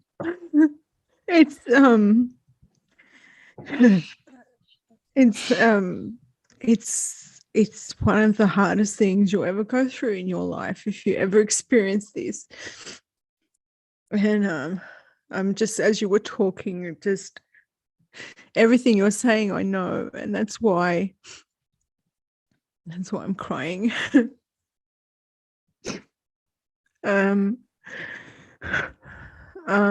Sorry guys, I've had a really rough few days. Okay, so no, what you were saying, Greg, I've lost all my composure now. Okay. It's okay. Because it basically is bringing in the new earth, that's what it is. That's what this is. It's the mastering of that. It's the mastering of understanding how that you were already one, that you were already complete, you were already whole, and clearing out all of those 3D aspects of yourself, clearing out all of those triggers and those old shadow parts of yourself in order to come together. And no, we have. That's what me and Foy have realized. We've already won. We have already won. The victory has already been had. Everything else, JC, is just noise. Everything else is just noise. The victory has already been had. Whatever we experience or go through from that point forward is all part of the experience and is all for us. It's not to us, it's all for us. And like I said, I can't even, and I'm so in the present and she's so in the present, we can't even imagine our lives without one another. We just can't. I was wondering, Greg, if you could, because we've been nearly 3 hours on, I was wondering if you could do some cards for us to end the show. Have you got them, Floy? If you Yes, can get I them do. for him. You got Yeah, I them have there? them right here. I have them Could right we here. do a maybe a collective, maybe you can do one for me. I'm just Yeah. kidding. Maybe you can do a reading for me. Maybe we can do a collective quick read, a 3-card thing. What should we ask about? Should we talk about I don't even know what to ask. What can we ask for a collective Well, card spread? I think we should ask from a heart-centered space what the collective as a whole should be focusing on right now, because we are in the month of April and it is a very intense month, and it is a month of crossroads. Okay, and the April energies are going to poke at you, and There's Mars, they're gonna test you. They're going to see if you're going to go forward or you're going to go backwards. So I think we should ask collectively, ask the universe collectively, not the angels. We'll ask the universe collectively. People in the chat are saying, do a reading for JC, do a reading for JC. Well, I do readings for JC, but we keep those private. If you want me to do one for you, JC, I will do one live. Okay, well, this is a change because not many people do readings for me. Harms has pulled out a few cards in some of our videos, but yeah, why not? Why don't you tell me what's coming up, or what's can we do a past, present, future, and then we'll do a collective one. Okay. Maybe can we set a time period or something for the next 6 months or something like that, like past, present, future? Well, for collectively, yeah. What I'm going to do is for me. For you, I'm going to what I usually do for you is I ask the universe to pull that I'm going to pull. First I ask permission. I always ask permission first, if it's okay to pull cards in your favor. And I usually sit with that for a few seconds and I'll hear a yes come through. I need my lighter. I wanted to I can't. Oh, can I, before you start, I wanted to show your partner's, she sent me this beautiful capstone, and Floy makes these, and her has she got a website? Is a goddess? Yeah. It's actually galacticinnature.com, and then you click Goddess Factor. Okay. Goddess Factor, galacticinnature.com, and then Goddess Factor is, I guess, a tab. And she's done this for my pyramid. So she's got the thing to put on as a capstone on the top. I have a capstone already, so I haven't done that yet, but I use it still. I use it in my pyramid, but she made this especially for me. And she also made me this amazing organite pendant, which I think I did wear the other day. I have one on as well with the triquetra. I just thought this is so beautiful. I was so overwhelmed when I saw that. She's amazing. She's a very talented lady in many, many ways. Okay. Yes, she is, and very energetically in tune and very empathic herself. Very, very powerful, more than she realizes sometimes. So, okay, so what I usually do is I ask the universe for permission, as I stated first. And of course, I have your permission now here in the physical, so we won't worry about asking that. But what I usually do is I pull from the top, I feel my way through the middle, and then I pull from the front. All right. And that gives me kind of a clear view. It gives me both the internal and external view of what you're currently experiencing and things that you need to focus on kind of going forward. So it's not really even a formal template per se. I've been divinely guided to use this method on my own, because I know these things come with instruction manuals and all that stuff, and I just find that sometimes to be very 3D. So you connect with the deck, right? You spend time connecting with the deck. You leave it by your bedside, you put it under your pyramid, whatnot, you connect with it. So this is how I've connected with this Angel Oracle deck. So this is how I'm going to do it. So Greg, are you a Gemini? I am a Sagittarius. Oh, okay. I have- Because I have the- I have because the I'm a same- Gemini. I'm Okay, Gemini. same birthday as JFK Jr. I've November got this. 20th. Oh, wow. Yeah. Yeah, I've got the yeah. same birthday as Paul McCartney. Oh. I know.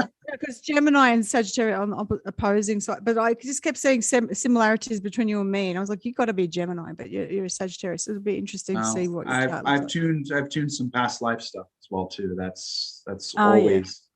always an aspect of these connections. So like. Yeah. okay. Somebody was asking do we know JC's twin flame? I'm not telling you who my twin. Yeah. Anyway. Okay. So I'm asking the universe right now. We are pulling these cards for JC. May they be a reflection of her highest good and the collective's highest good. I will pull one from the top, from the middle, and from the front.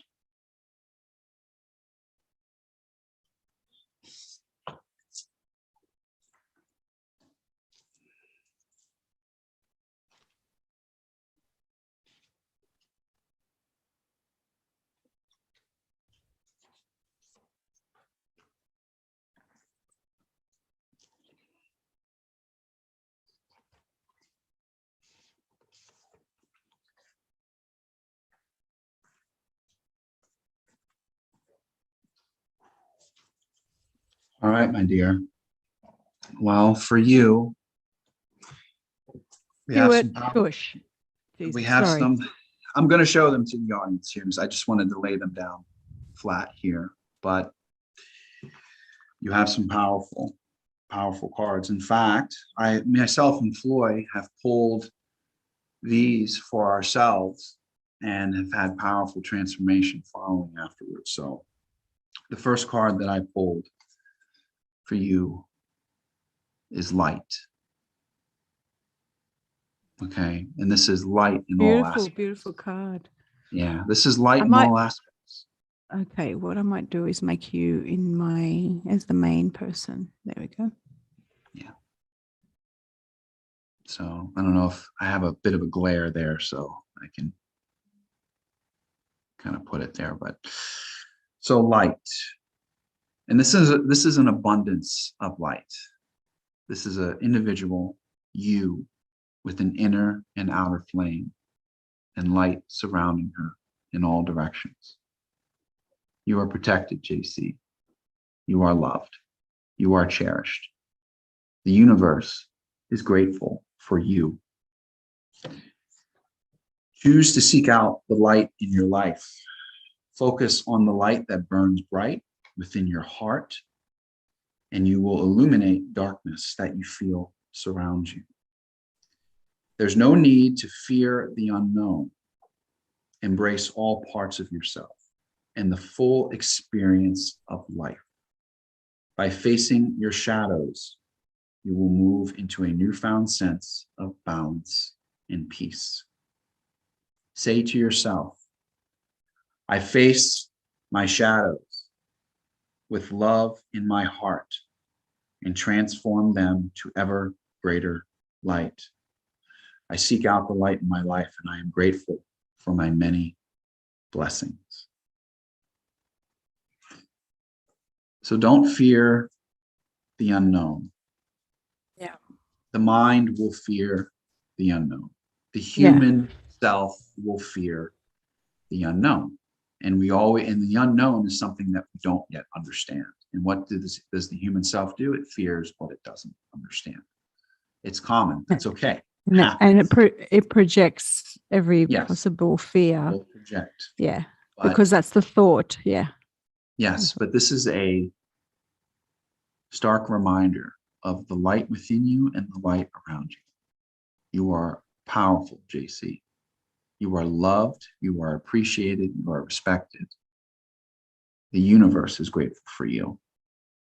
Your inner and outer flame is bright and powerful. Remember that. And the second one is inner calling. Yeah. Inner calling. Yeah. And the road, this is the journey. The road to self-discovery. This is the road that you painted. And in the middle, up above, is you.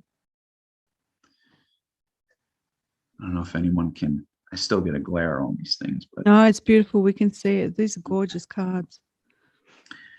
you can choose to see your biggest challenges as your best opportunities for interchange and growth. The trials and ordeals we experience in life are actually necessary for our soul's evolution.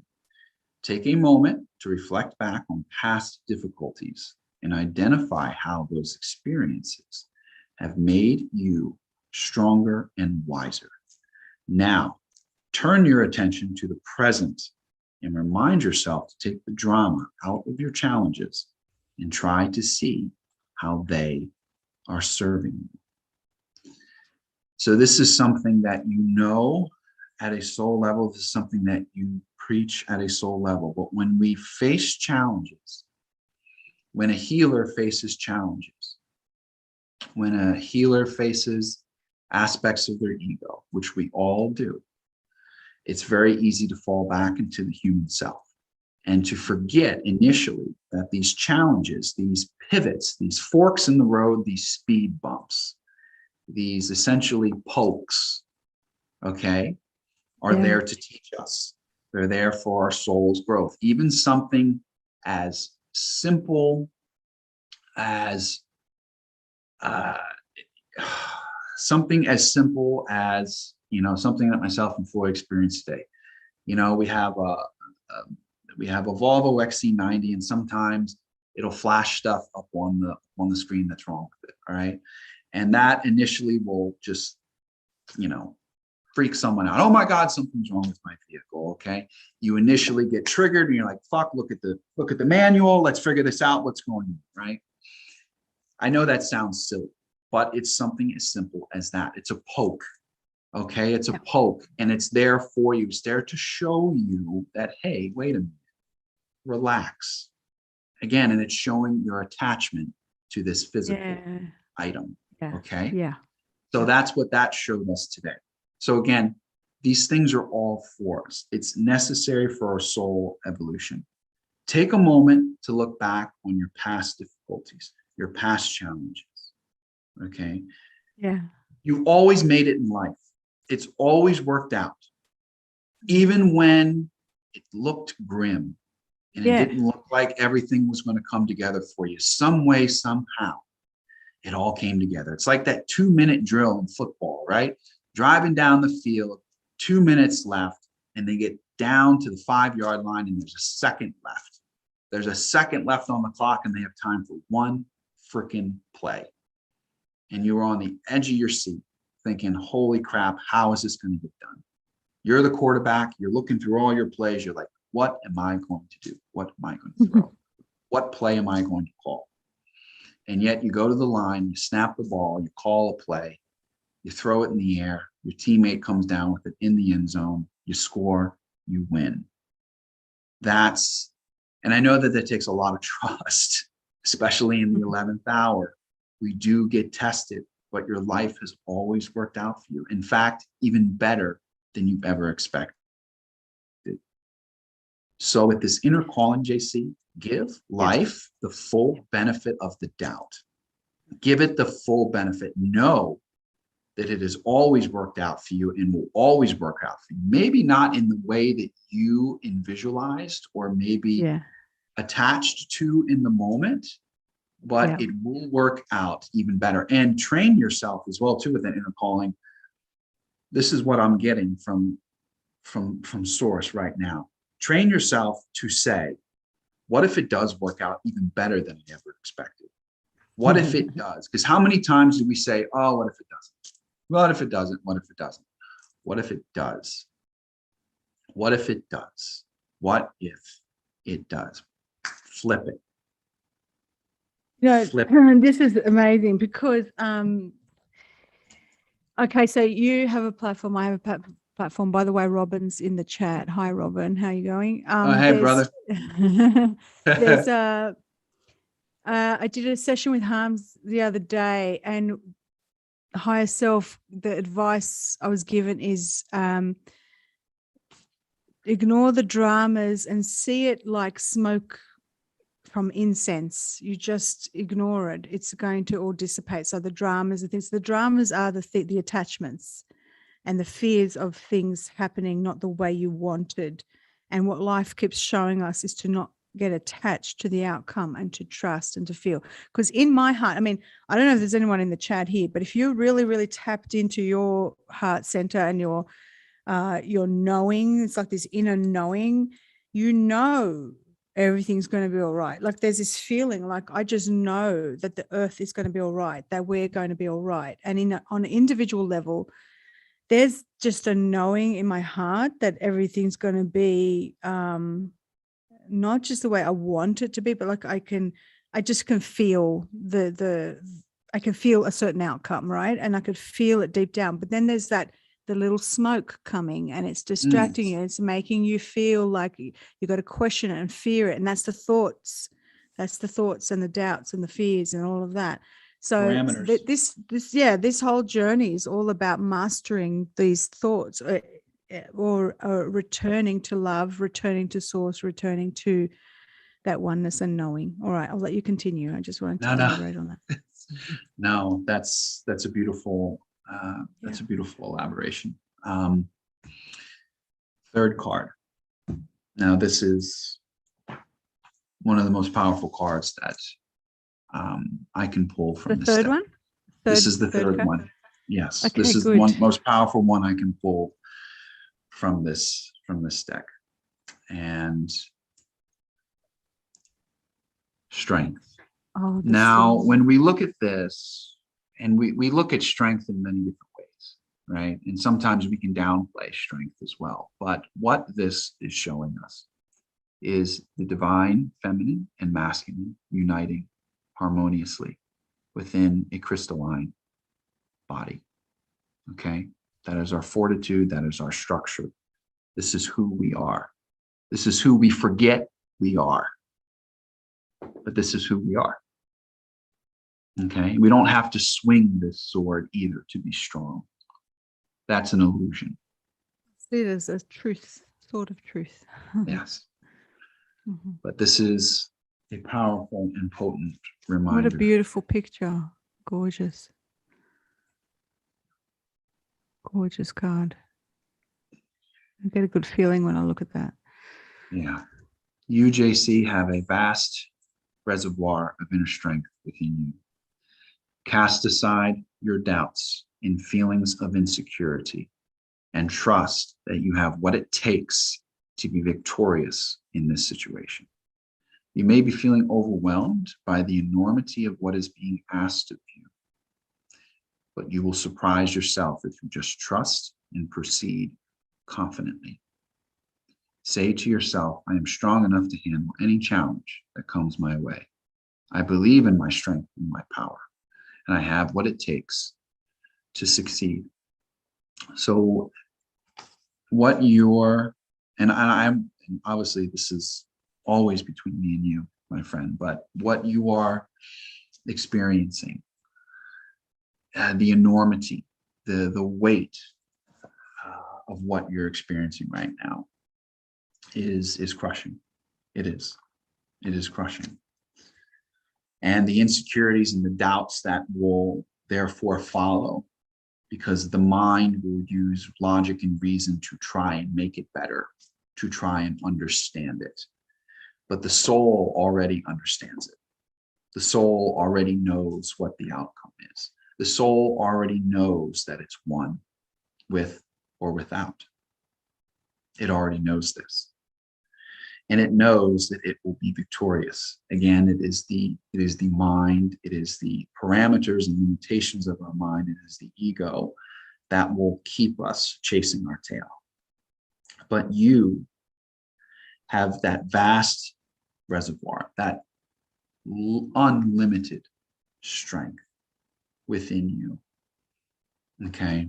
You have done the work necessary to understand that strength, to appreciate, to respect that strength, and to know how to wield it, to know how to wield the sword. You don't have to, what I'm getting from source is that you don't have to swing the sword in this situation. What this situation is requiring of you is trust, and most importantly, trust in yourself. Trust in yourself. And by trusting in yourself, you're pivoting, you're meeting the universe halfway and allowing it to meet you halfway and to surprise you. Again, going back to the inner calling card, because this relates to it, life has always worked out. And it will continue to work out, and in ways that you can't even begin to conceptualize. That's where your strength is, but this is where your strength is born, JC, is in the challenges. It doesn't define you. The struggle doesn't define you. We can't be defined by the struggle, because then we're in victimhood. So we can't do that. But that is where the strength is forged, is through the challenges. And through this challenge that you are currently going through, especially a challenge of heart. Yeah. And that is a tough one. The heart chakra is a filter. All right. This is something as an herbalist, I also understand on a physical level, it's a filter. Everything that we go through, good, bad, and indifferent, this thing feels. This ticker will feel, this organ feels it. All right. And it filters everything through it. So right now you are filtering a mass amount of enormity of emotions through that filter right now. Okay. And that's okay. It's designed to feel that. It's designed to experience that. But you will come out of this fire stronger and more pure than you could ever realize. And things will work out in unexpected ways. They will. And it's because of that strength. It is because of these challenges. It is because of these difficulties that you will succeed. Because you understand the worth and value in these challenges, in these obstructions, in these hindrances, in these heartbreaks. You understand that there's more to the story. You understand that there's more, there's a story behind the stories, and it's for you to discover the that. bigger picture. Yeah. And the other thing that every time I have a challenge in life, the answer keeps coming back to the same thing. And it's like to return to the heart, to return to the heart center, to return to source and go within. That just keeps being the answer. The other thing, the other message I got the other day with Harms, I think, was that that the doors will open up, like the universe is opening doors for you when you are in the heart center, when you are aligned to love and truth. And that sword for me, when you showed that to me, it felt like it's truth and trust is the same kind of word, right? So yeah, that's amazing. What a beautiful card. People are asking what the deck is called, if they could. It's Oracle of it's Oracle of the Angels. Oracle of the Angels. Who's the publisher? I'm just going to write it in the chat. Oracle of the Angels. Is it have a publishing? Is it Hay House? Is it Maria? It is Blue Angel Publishing. BlueAngelOnline.com. Blue Angel Online. Online.com. Online.com. Okay, I'm just putting that in the chat. Obviously, that link that I just shared is not going to work if you click on it, but the words are there. Oracle of Angels. Oh, I wrote Oracle of the Angels. Yes, I did. I wrote Oracle of the Angels. Okay, wow, that's amazing. We've gone for 3 hours and 15 minutes. This is a really long one. Floya, you're still there? You're okay? She's under the pyramid on the other side. Yeah. Oh, that's okay. It's your dinner time now, right? Yeah. Come over and say okay. Hello. I'm sorry. She doesn't want to come online. She doesn't want to come on the show. That's okay. So she came on. Wow. Hey, gorgeous. Oh, she's beautiful. She's so beautiful. What a gorgeous thing. Wow. Yeah. And then one last thing before we go. So we're going to do any other card for, because you know what, I've been wanting to have you on my show forever. So this is made up for 3 hours. No. Let's do cards for the collective. Let's see where we're at.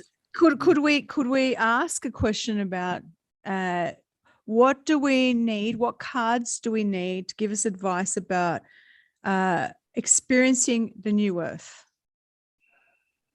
Because it's not about bringing in the new earth. We have it. It's already manifested. We just have to align to it. So that's why I want to say that. But because it's just like anything. It's like that thing I told you about. Like we're already one. We're already. Something just hit me. You know how people say we've already won.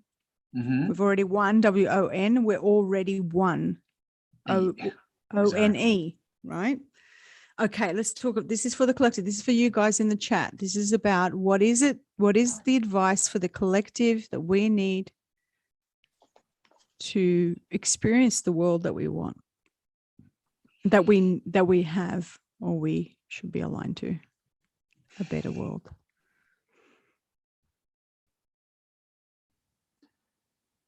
Universe. What 3 cards are needed to express what is needed in the new earth for the highest good of all the collective? I will pull from the back, from the middle, and again from the front. May these cards that are pulled be an absolute reflection of the highest good needed for the collective going forward into the new earth. And so it is.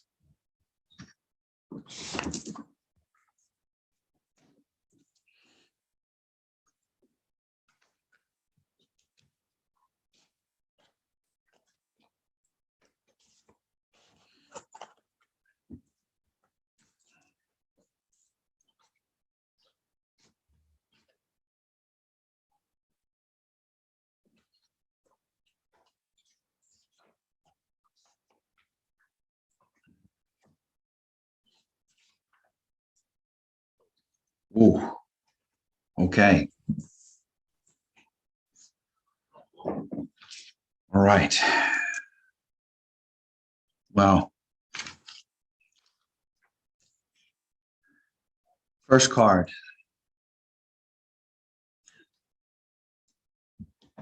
Believe. Believe. Everybody, stop asking when it's coming. Just believe. Believe. He's starting to believe. You know, in the Matrix, he's beginning to believe. What a beautiful card. He's beginning to believe. Believe. Get out of the parameter. Get out of the parameters of your mind. Don't ask how or when. Just know that it will. Believe.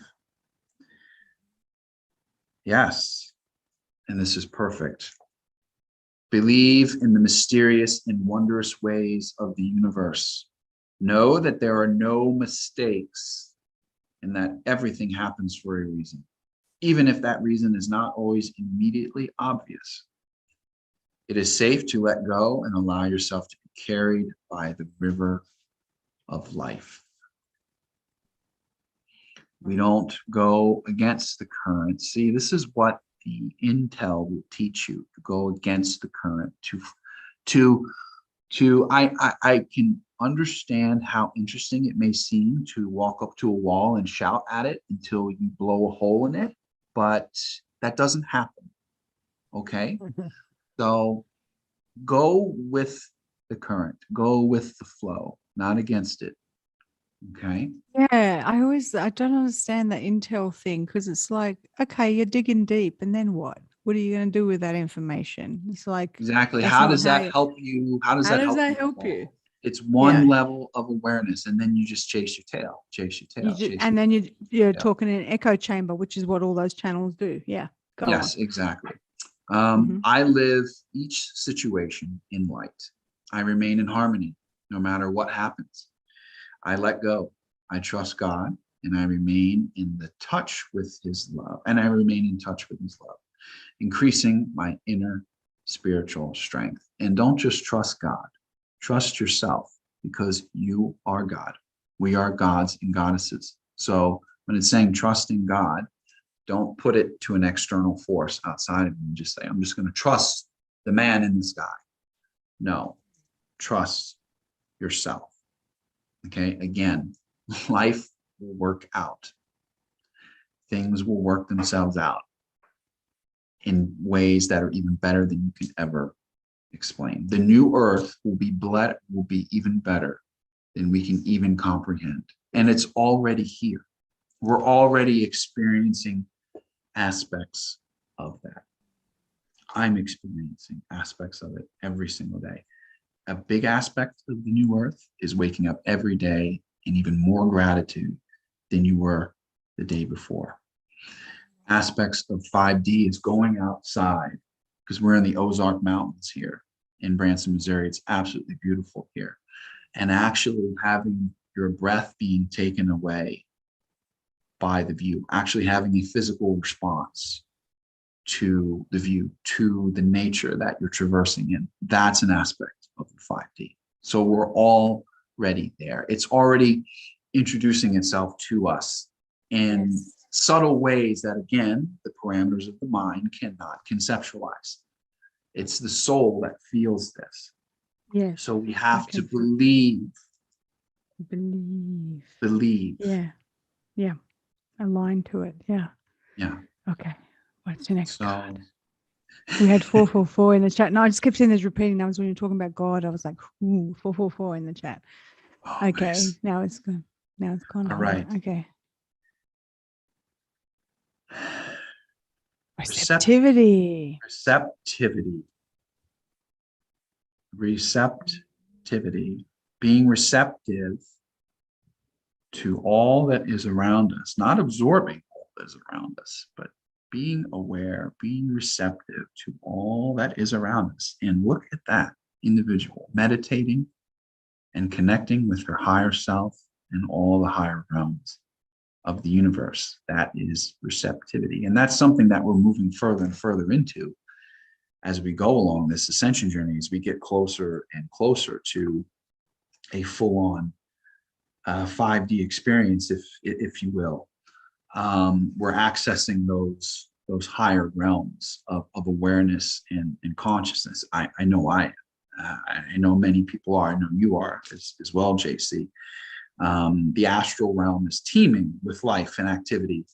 And I can't say that a year or 2 years ago. It was, it wasn't as exciting as it is now. That's for sure. So again, that receptivity, we're coming in and honing more of who we are.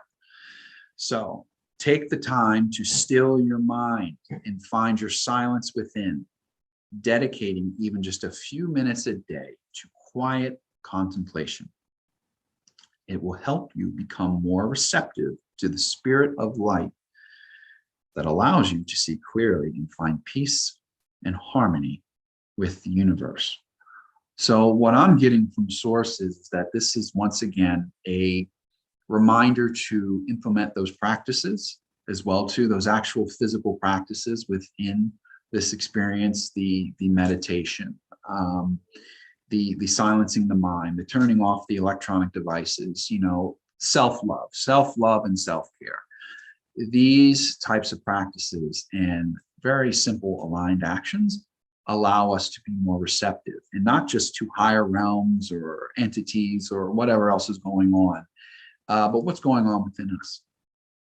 Okay, that's how we discover where emotions are coming from, where it's rooted, is by silencing ourselves and by going within, by shutting off all the noise, by canceling out all distractions, by cutting contracts for the day and returning to our contract and to take a look at that contract again. So again, reminder to just implement those practices. You don't have to meditate every day. You don't have to sit quietly and silent every day. It doesn't mean you can't watch TV, or you can't fool on your phone or be on the computer or whatnot. That's fine. But take time to just simply be you. Okay? Connect with yourself. Go out into nature and have that experience where you're emotionally and physically moved by the beauty of what it provides. You had, believe and receptivity. This is the advice for the collective to bring in the new earth. Is that correct? Yes. That's what we, yeah. That's what we ask the universe. Yes. Yes. And might I say that this is exactly what we need to do. This is what we teach. This is what you speak of. This is what I speak of. This is what, unfortunately, what very few speak of, because we all get caught up in the distractions. But it's not a receptivity to necessarily what's going on in the external world. It's an increase of receptivity to observe what's going on in the external world and knowing that it plays a role, but not being attached or absorbing ourselves into it. Okay, so again, implement those simple practices. That's what Source is telling you. Implement those practices. Self-love. And self-love can take on many shapes and many forms. So have we got a third card now? We for do. The new earth. This is no particular order, right? Like the belief, receptivity, and then it's past, no. present. It's not My past, eyes present. were closed as I was connecting, so they were placed wherever they were placed. So there is no. All right, cool. What's the third one? Well, this is quite appropriate.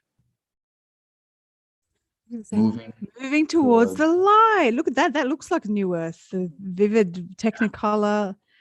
Wow, that's how we imagine 5D. Everything is Technicolor. Yeah. Wow, moving towards the light. Oh, by the way, what I'm doing next month is talking about Technicolor. I'm going to do a vision quest next month in May, and we're going out into nature, no devices, nothing. And the guy that's invited me to go, it's husband and wife, it's like a Native American thing. You do the sweat lodges and all of that stuff. It's like an inner journey. He said when he came out of that, he said I could see Technicolor. And he even like weeks later, he rang to invite me, and he said, and he was blissed out. Him and his wife were just blissed out still. So that's 5D. That's people experiencing 5D in this, Yeah. Yeah. Yeah, no, absolutely. Moving towards the light. Beautiful. Yeah, and not just the light of 5D, but you. Our own inner light. This is not just the path towards the new earth. This is your path as well, too. So here we go. I want everyone to listen very clearly to this one, because this is big. Each stage of our lives is a bridge to inner transformation. When we go through the stages with resistance and anger, we slow down our progress and can feel stuck where we are. By trying to find the light in our challenges and looking at them from a more positive perspective, we move through them faster and evolve. Make an effort to embrace your current challenges by identifying what you can learn and move towards the light. I find a hidden blessing in each one of my challenges. I am forever transforming, evolving, and progressing along my path. Again, being pressurized into crystal. This is what the intel again will do to you. It'll put you through resistance and anger, and then you'll feel stuck. You'll be spinning, chasing your tail, waiting for the next date, waiting for the next fantastical tall tale to make you unconstipated, at least for a day. You can go bathroom. You can go poo poo. You can go poo poo for a day. Congratulations, but you'll be stuck. You'll be backed up the next day. Yeah.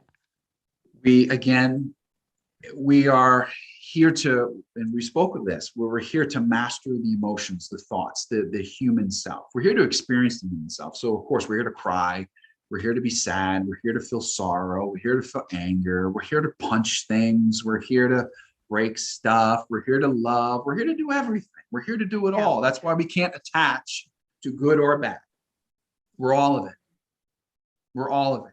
Yeah. Somebody got really triggered. I'm not a good person. I'm all of it. I'm all of it. Yeah. Yeah. I'm all of it. Okay. Yeah. So we have to see these experiences as, again, for us. It's how we move. It's how we master those emotions. It's how we master those thoughts. We're not just here to feel them and experience them. We are eventually here to look at them and go, hey, wait a minute. This is a bit excessive. Where is this coming from? Why am I feeling this way? Where is this rooted in?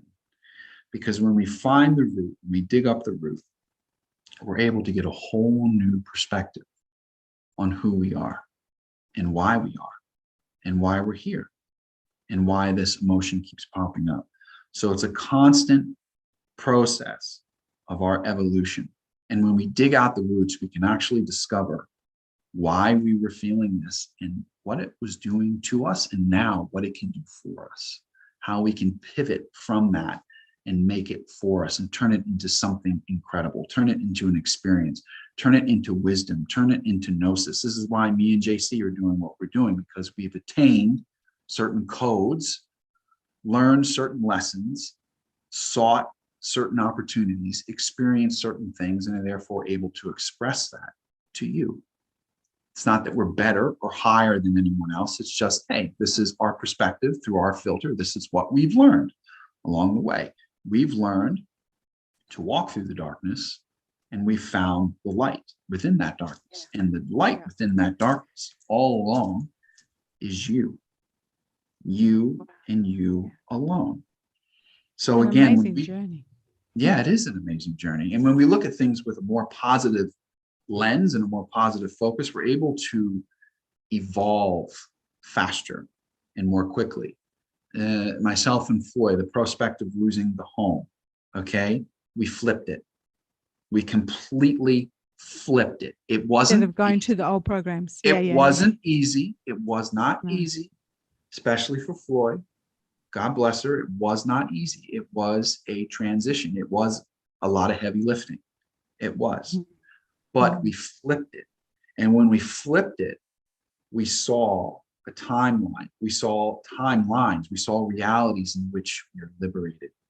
We are free. We are happy. We are blissful.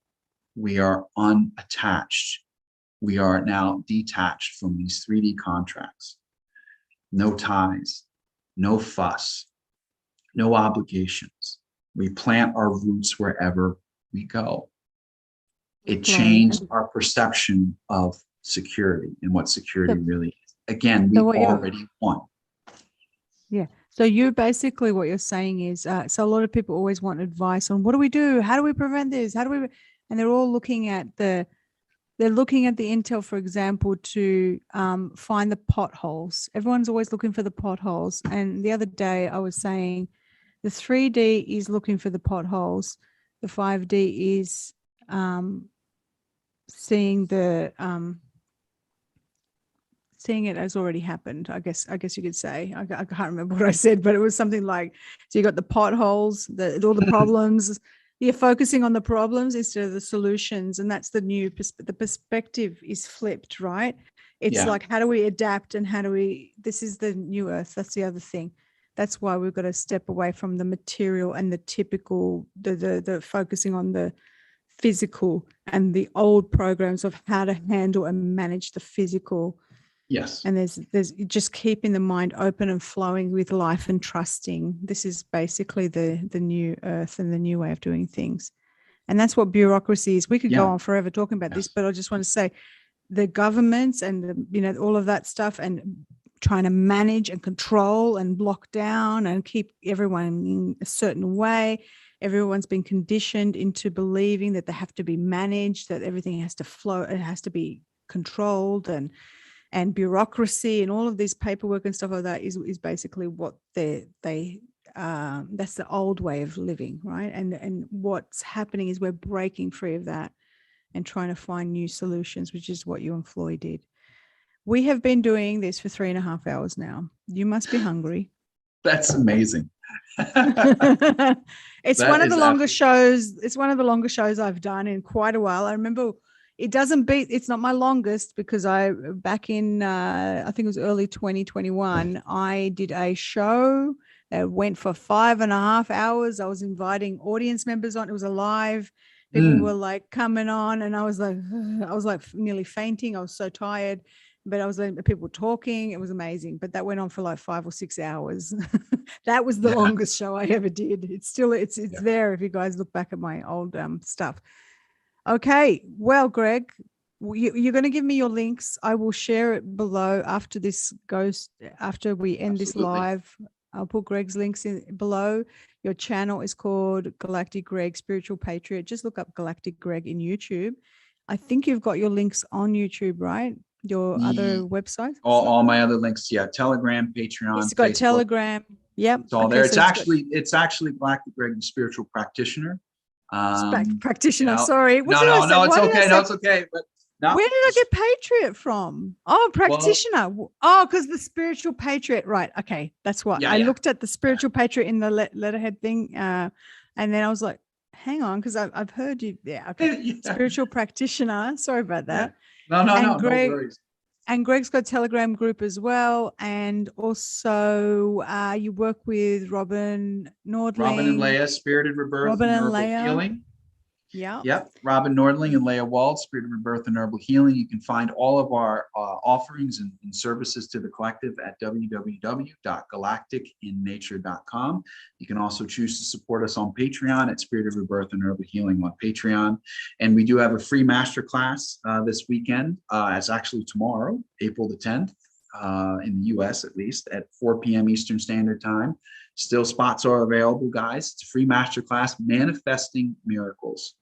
We're going to facilitate a space for you to essentially access higher timelines that you didn't even know exist. It's springtime, at least here in the United States. So it's time for autumn here. Yeah. Time for some spring soul cleaning, time to declutter and get the bottom of that basement cleaned out and get yourself ready to go for the remainder of the year. So join us, www.galacticinnature.com. Click Spirited Rebirth and Herbal Healing. We'd love to see you there. Okay, everyone. This is a long it's a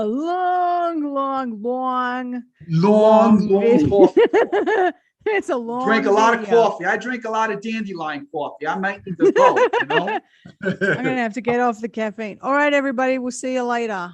See ya. See you later.